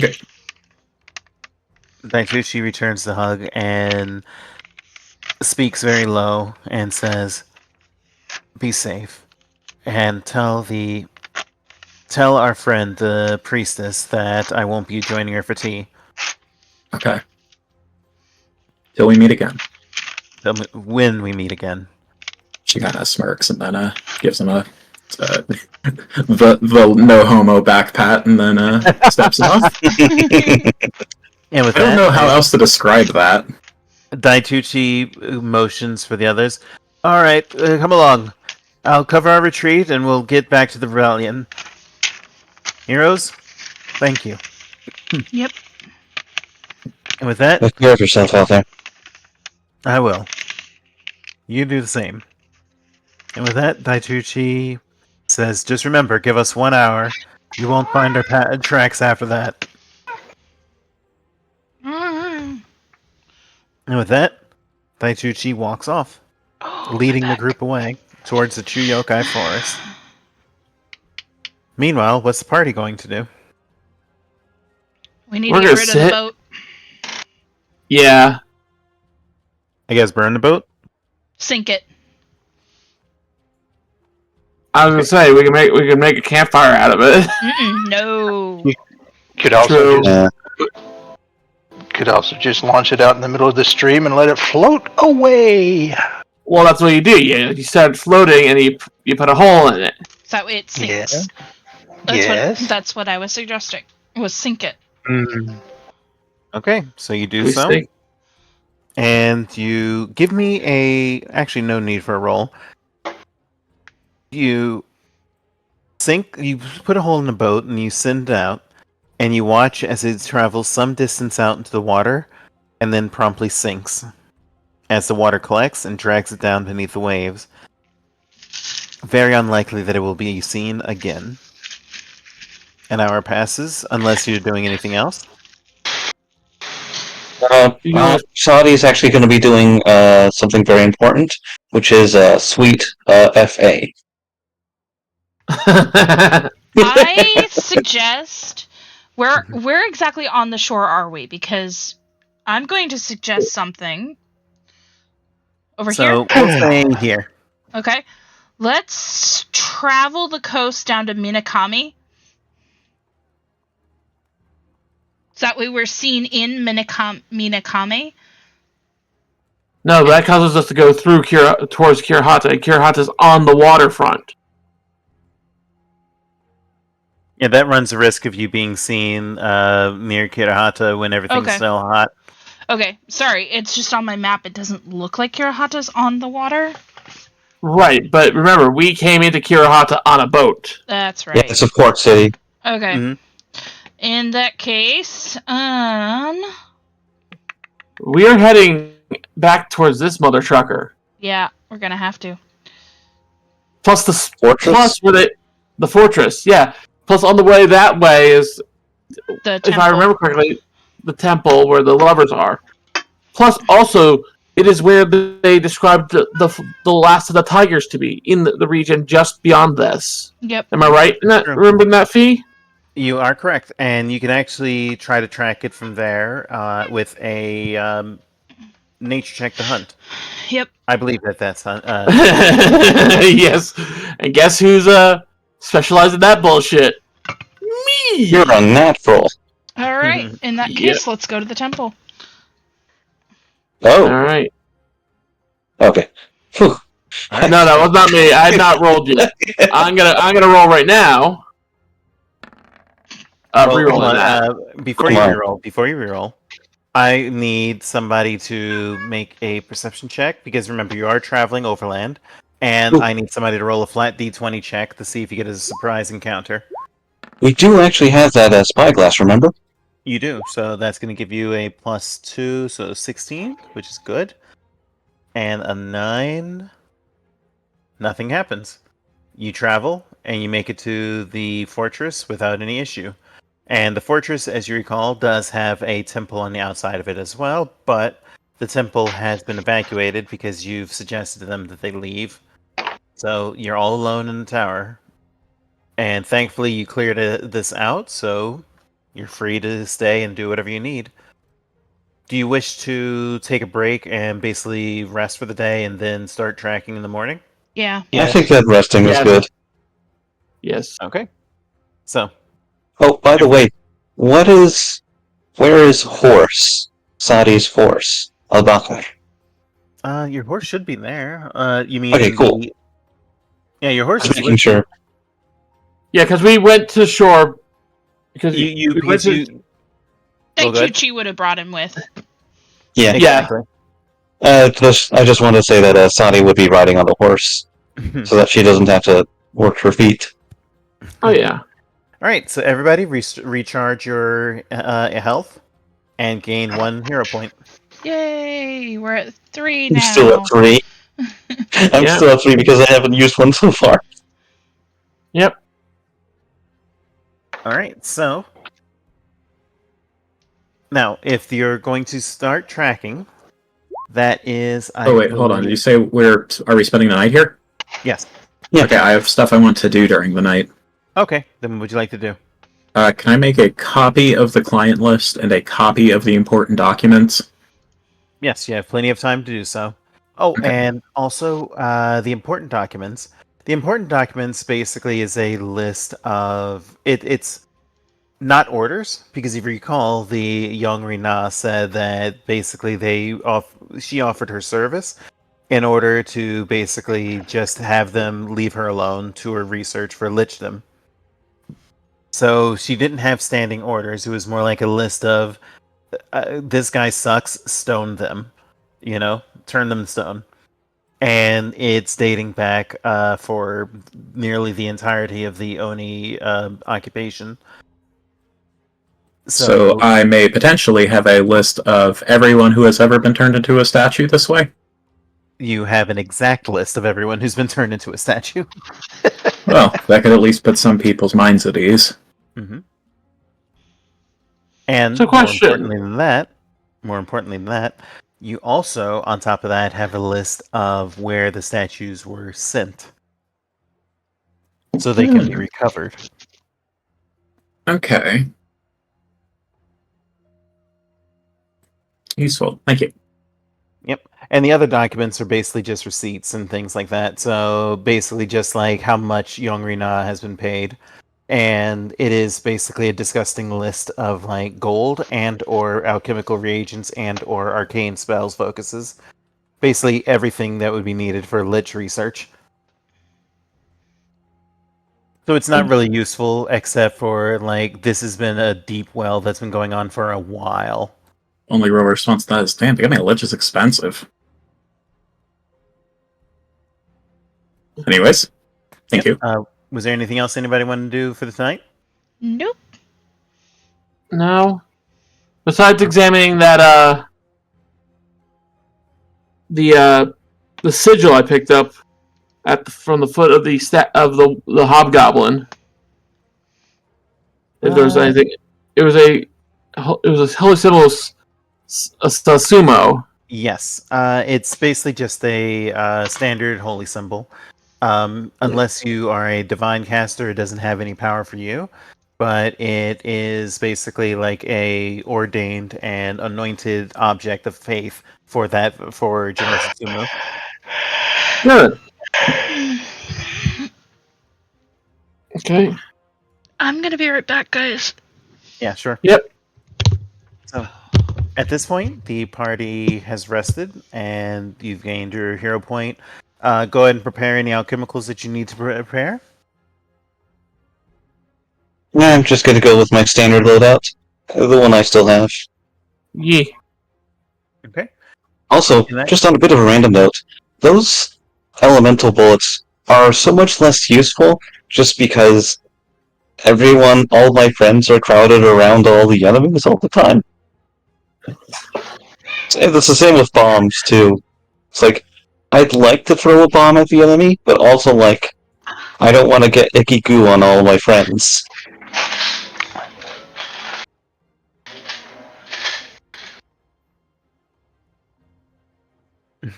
All right. So, since you would like to track, that's going to be a survival check. So, Yep. Is it before you roll? Is anybody offering to help, or are you just going to leave Yule to handle it on their own?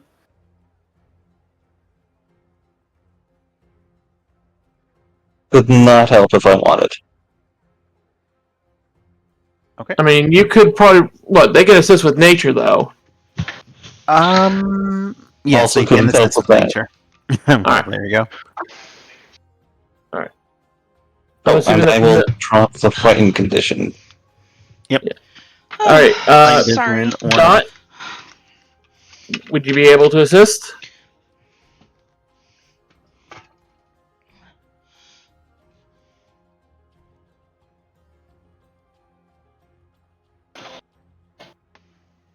Not.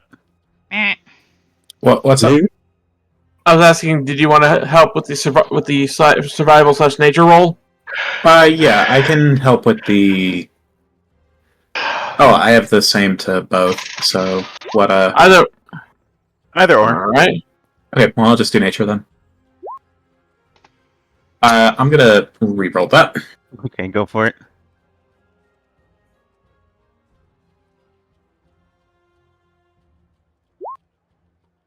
Okay. So, that's going Astrid, to- did you What am I rolling? nature if you want survival? to, you could roll nature or survival to help. Nature, because that's what I'm better in. Okay, so that's going to give you a +3 to your roll. So go ahead.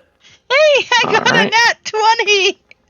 The first one of the night. And all right, it's a 24. Yep, 24, which is going to be enough. You spend an hour traveling. The group travels from the fortress, and you go into the woods.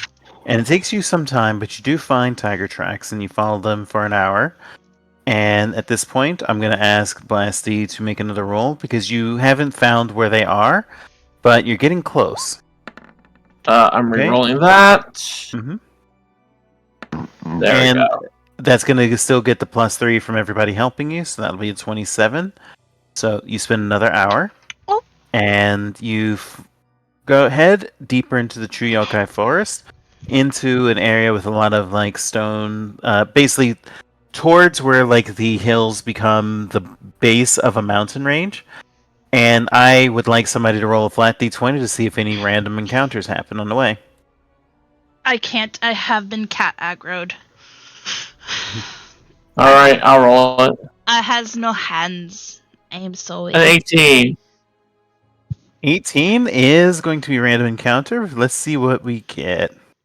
Mushrooms, mushrooms, mushrooms. I don't know if we have much room for that.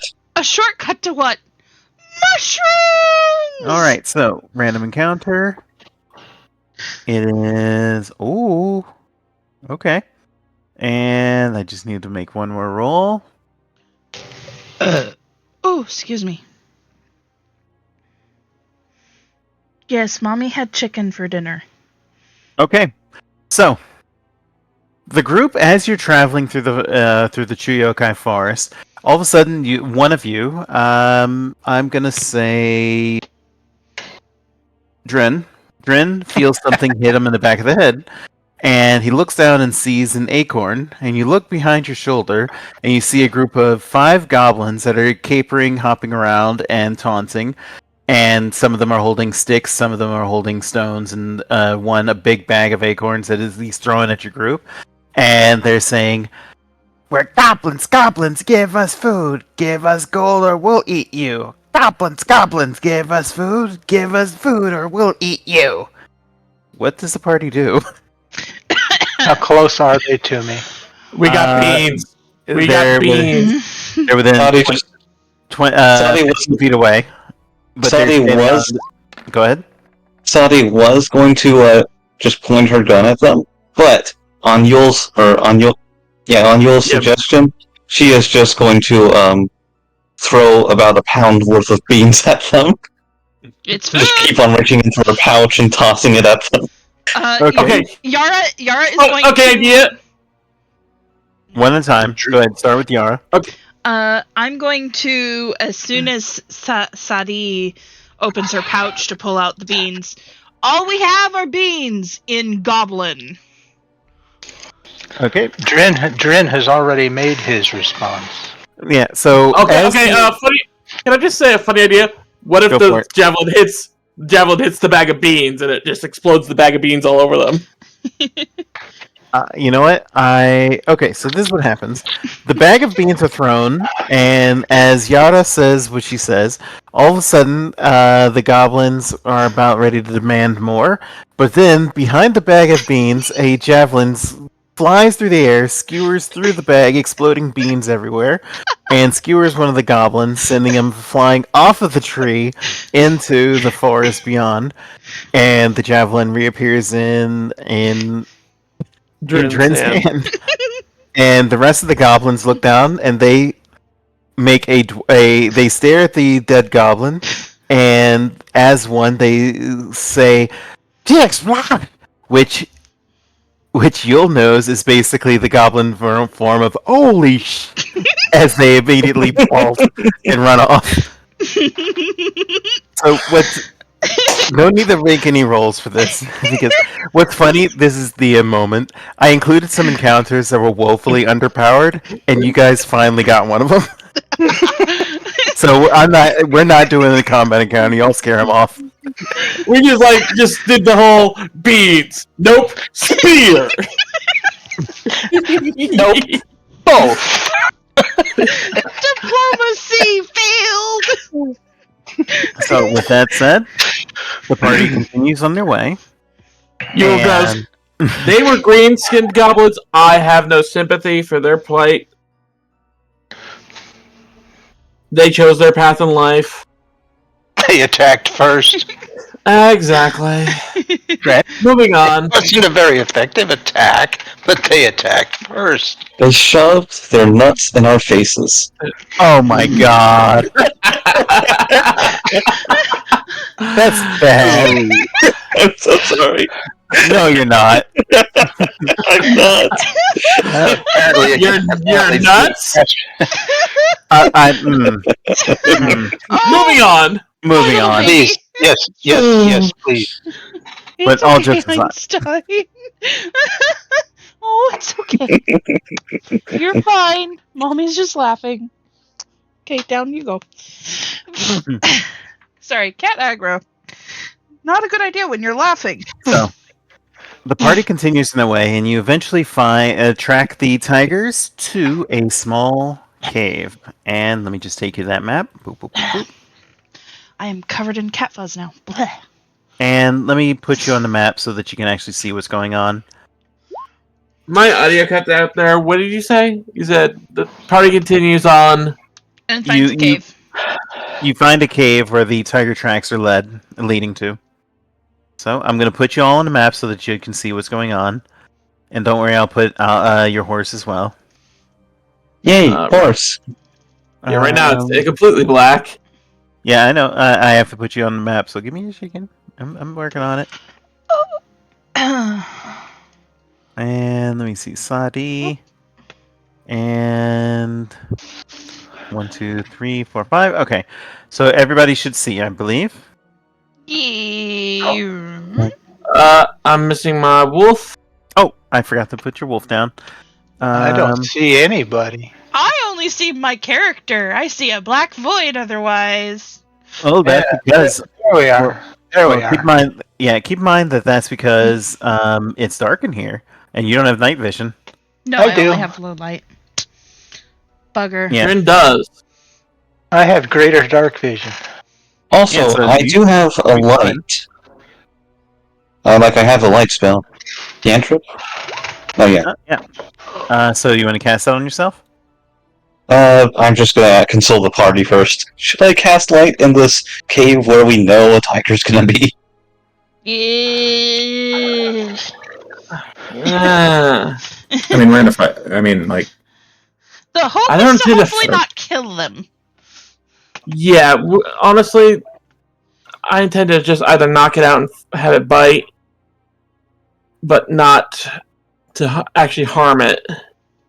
Hell, I'm actually just tempted just to try and befriend it. You are our best Go option for at it. befriending. Okay. So Oh, my back. the party can venture forth. The tiger Would my- tracks, by the way, are leading up in this direction. Alright. So Yule leads the way. leads the way. Okay. Sadi's just gonna stay back. Good idea. Yeah. All right. Anybody else going along with? Do you I have am. tranquilizer round? Do I? Would my mountain lore assist in taming one of these beasts? No. Oh, there are tigers in the mountains, so it could help. Yes. Okay. I'm a city girl. My lore won't help. No. My underground lore will help me figure out But how my best to. friend then will. So Alright, yeah, so question, Drin, you are able to see, right? Yes. Okay, good. So, For instance, you see through the that there is a large tiger who is currently laying down, staring at something to the north of it, and you recognize that the tiger is showing signs of being a matron, which is what what they had requested. Yes. So, what does the party do? Yule would move up with Yarra. Do you have the staff? Have the staff at the ready. Yeah. I will see if I can convince her to bite on it gently. Using You're just gonna hand it to him. Like, okay, yeah, he'll take it and gently and just hold it low. So Drin offers some tips that he's learned on the mountains about how to deal with tigers. That's going to effectively give you a +1 on your checks. All right.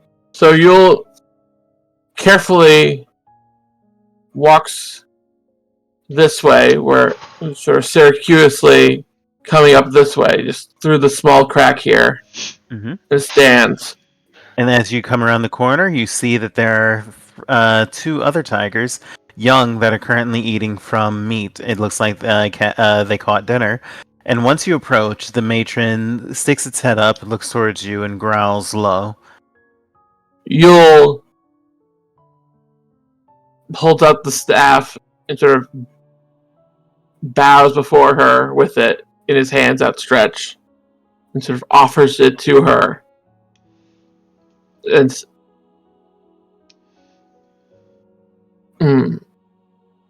he also pulls out from his pack some of the meat ration he has Mm-hmm.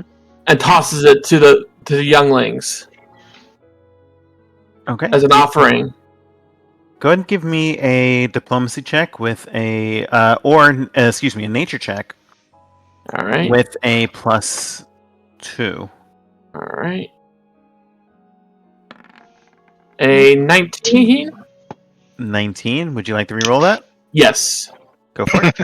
There we go. 27. Okay. The tiger recognizes your intent and is going to allow you to come closer. Yule gently walks closer, holding the staff, and he makes a motion to bite it, and holds it out for her to bite. Go ahead and give me another nature check to see if you can convey what it's supposed to do. Well, I'm re-rolling that. Shit. All right. Down to one re-roll. The tiger seems confused. You can try again, but currently you're going to be at a -1. Will the rest of the party do anything? By the way, this is a skill challenge. As long as you don't critically fail, you can keep trying again. If you critically fail, it will attack. All right, this side. Yarra, what if you bite the stick yourself first? That's what I was about to do. Yule is his next thing. He bites on the staff, and then he holds it out to her to bite. And can I use diplomacy to boost his? You may, or performance. Okay. Same thing with you, Drin. That's going to be a critical success. That's going to give you a +2, so you're at effectively a +1. I dare not use either of mine because I have negatives. Well, okay, then I'm gonna re-roll my check then. Okay, go for it. So, a 19 then. 19 will still not be a success, so you can try again, but now you're at a -2. Fuck it. We're gonna go one last try. There we go. Alright, that would be a 19. Is anyone offering to help? Yeah. Which one was it? Oh, you tell me how you want to try to help. Was it a nature check or? Well, you can use your mountain lore again. Yes. Oh, Alright, that's going to be a +1.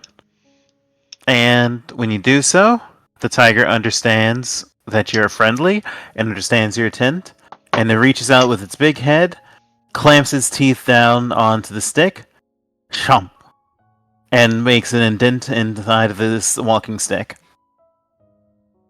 I bow my head once the tiger releases, and slowly just back away, Backing up. and just And on your way back, when you're backing out, you hear a whistling atop the rock, and at that point, you see a small creature, a small fox, a pipe fox to be exact, come materializing, and the pipe fox looks towards you and says, "Goblin, come closer. I have information to share if you have wisdom to share back." You'll give me the staff. You'll reach enough to hand off the staff, and then moves laterally to stand here where he is close enough to hear, but not offend the tigers. And the pipe fox flies over in front of you. "What brings you and your group to this cave?" You notice that the tigers seem to look at the pipe fox and don't even seem to care, almost as if they accept it as a brethren, almost. Yule says, "We sought to bite for the tiger's bite upon the walking staff of one of two medical families in the city, to bridge a peace, to end a feud, to seek for peace."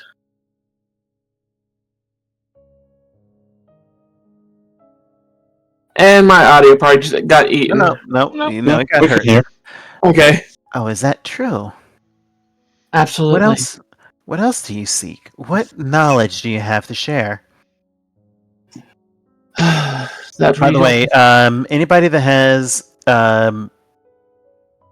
Arcana or Shuye lore can attempt the roll to understand the significance of a pipe fox. Cool. I What's have one of city? those. No, city lore wouldn't work. Not in this one, no. Do you want to reroll that, Chuye? Yeah, I'll reroll it. There we go. Okay. Pipe foxes are creatures that are pretty much nearly immortal because they're magical constructs but that have been given full sentience and life. They are known as knowledge collectors, and basically most of them have centuries worth of knowledge, but they will only share knowledge if you share something interesting back. Oh, good, it's Nenio. Oh crap, you're right. Well, I was thinking the foxes that served Wan Shitan. ooh, even better reference. Yule says, well, we are currently seeking a dragon's tooth to complete the Okonokiba. Mm. We are also, well, personally, I'm seeking information upon the spirit scar and how to stop that, but that's my personal story, not something I'm focused on at the moment. Everybody, someone give me a flat d20 check. Okay. Yeah. Actually, can Sadi speak with the fox? You may. Alright. 19. But first, what are you going to say, Sadi? Well, Sadi is just going to pull her telescope out of her pack, and she's going to mention her encounter with the, what was it called again? Urgathoa. Urgathoa. Urgathoa. And how it stared into her soul and she barely resisted it. And ask if the telescope itself is wisdom enough, since it would grant them the ability to see into the stars themselves. Ooh, that is a good offer. You may give me a diplomacy check. Alright.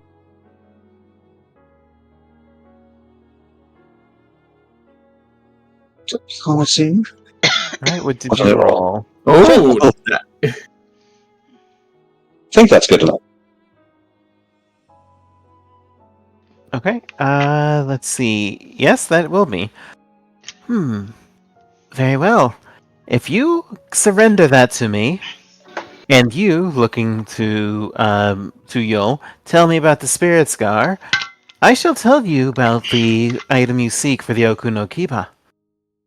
I will, but just be wary gazing into the stars. They may gaze back up to you.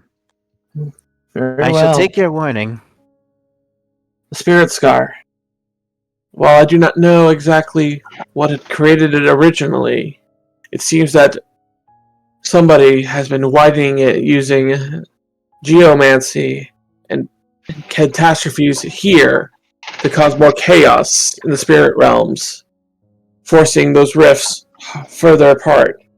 I know just a few years ago, it swallowed up Brittle Ridge, a place farther north than the scar had ever reached before. And I'm the only survivor of Brittle Ridge.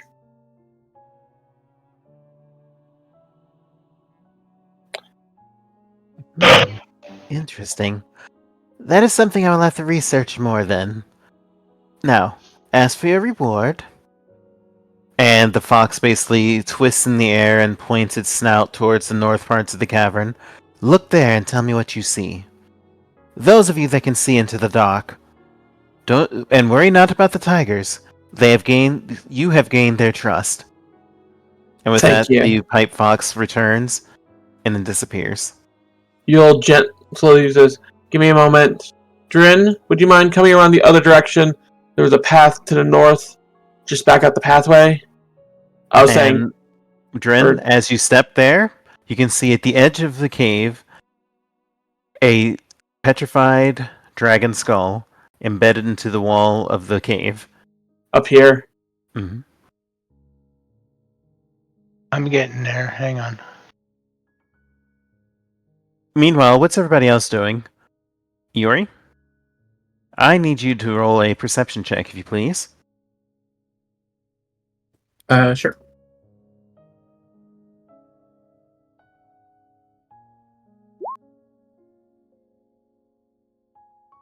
Okay, that is a success. I'm gonna whisper it to you. This is so making up for our shitty rolls earlier. Yeah, for real. So between the two of them, I believe we'll be able to collect at least a pair of fangs.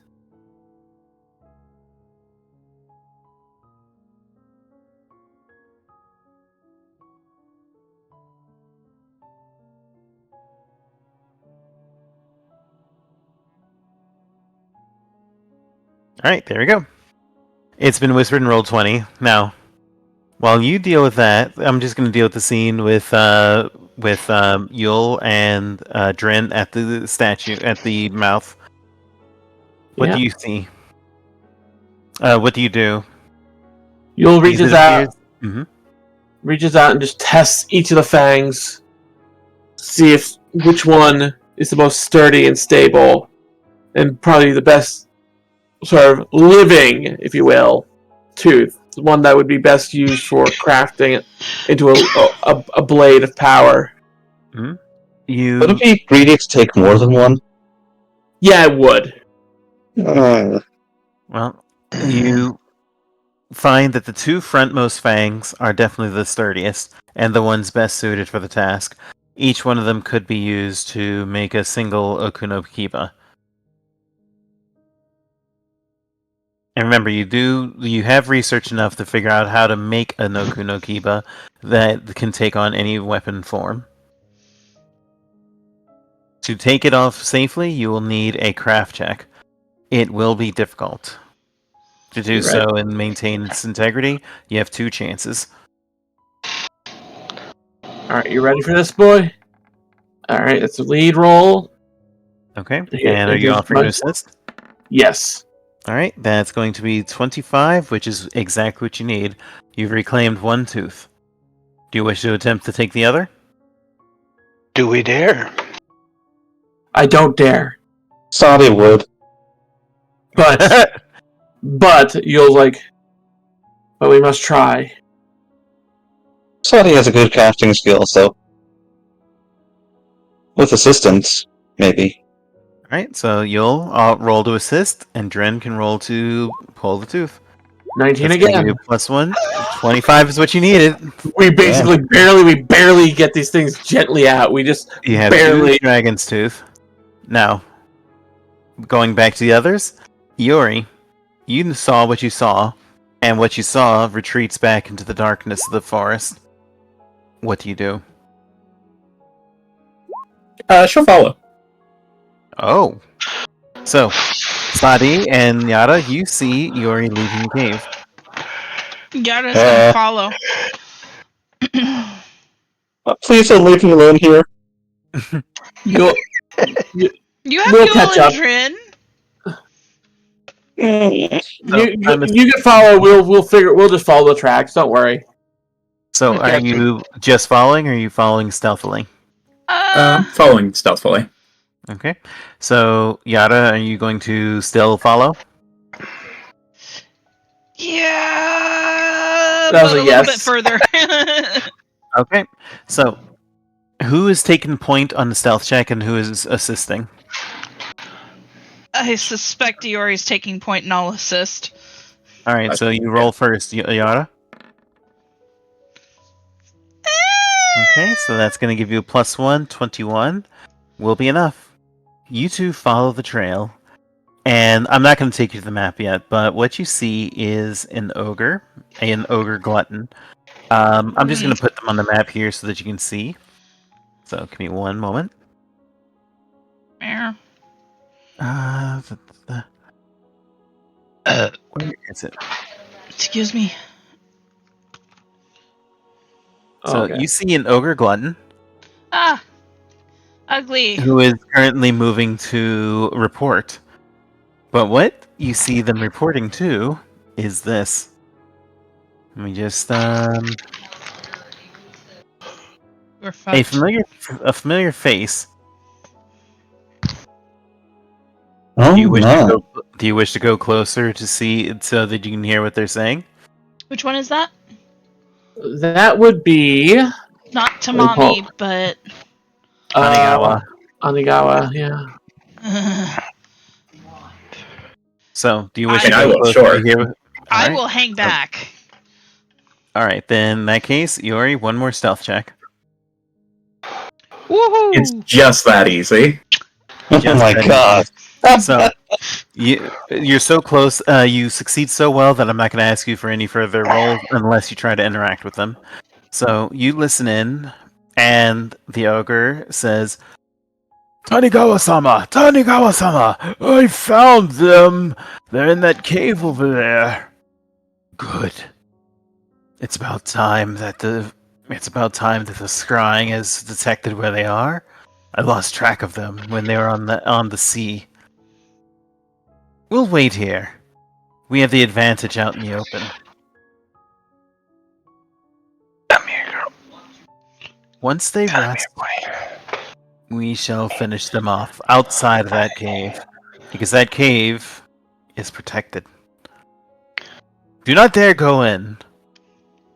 The dragon skull protects us from entering."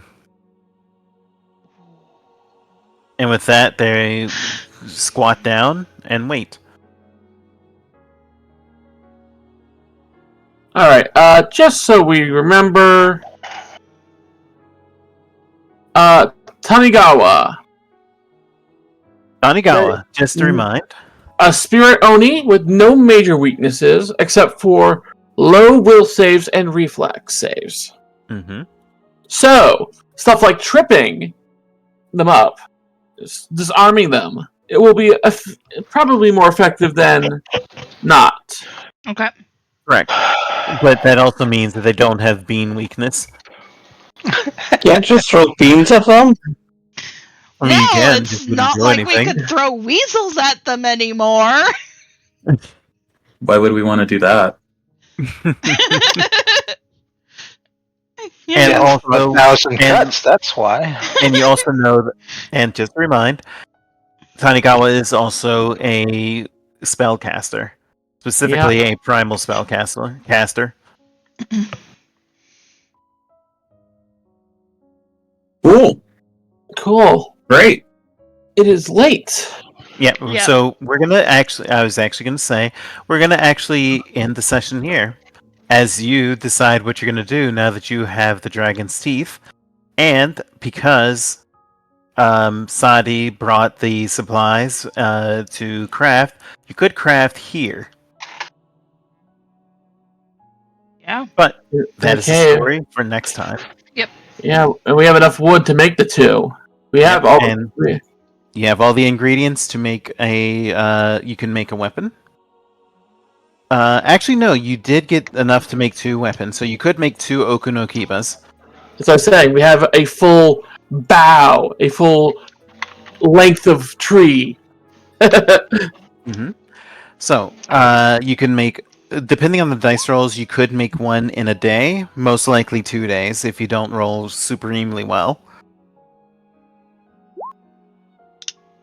So, at this point,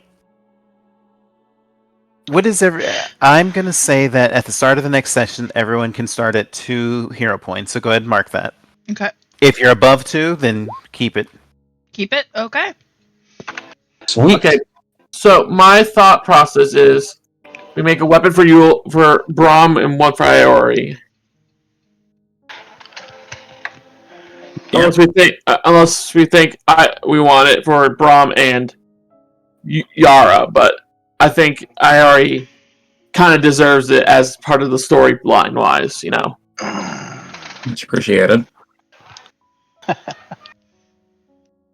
I don't think that we can craft an Okonukiba that is a gun. But it'll be No. cool if we could. Yeah, it would be cool, but it's specifically a melee. So you could make a gun, but the only effect would be if you pistol whip. You could make a bayonet. Hey. A fixed bayonet. We could make a shovel, That's true. but no, I think We I think definitely we're want good. it for the melee hitters and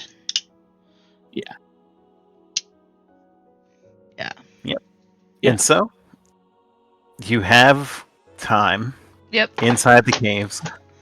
Next Sunday.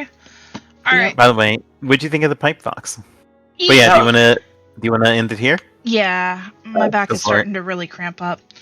Mhm. All right, So- everybody. See you Okay, next so- Sunday. See you later. Bye. See ya. Yeah.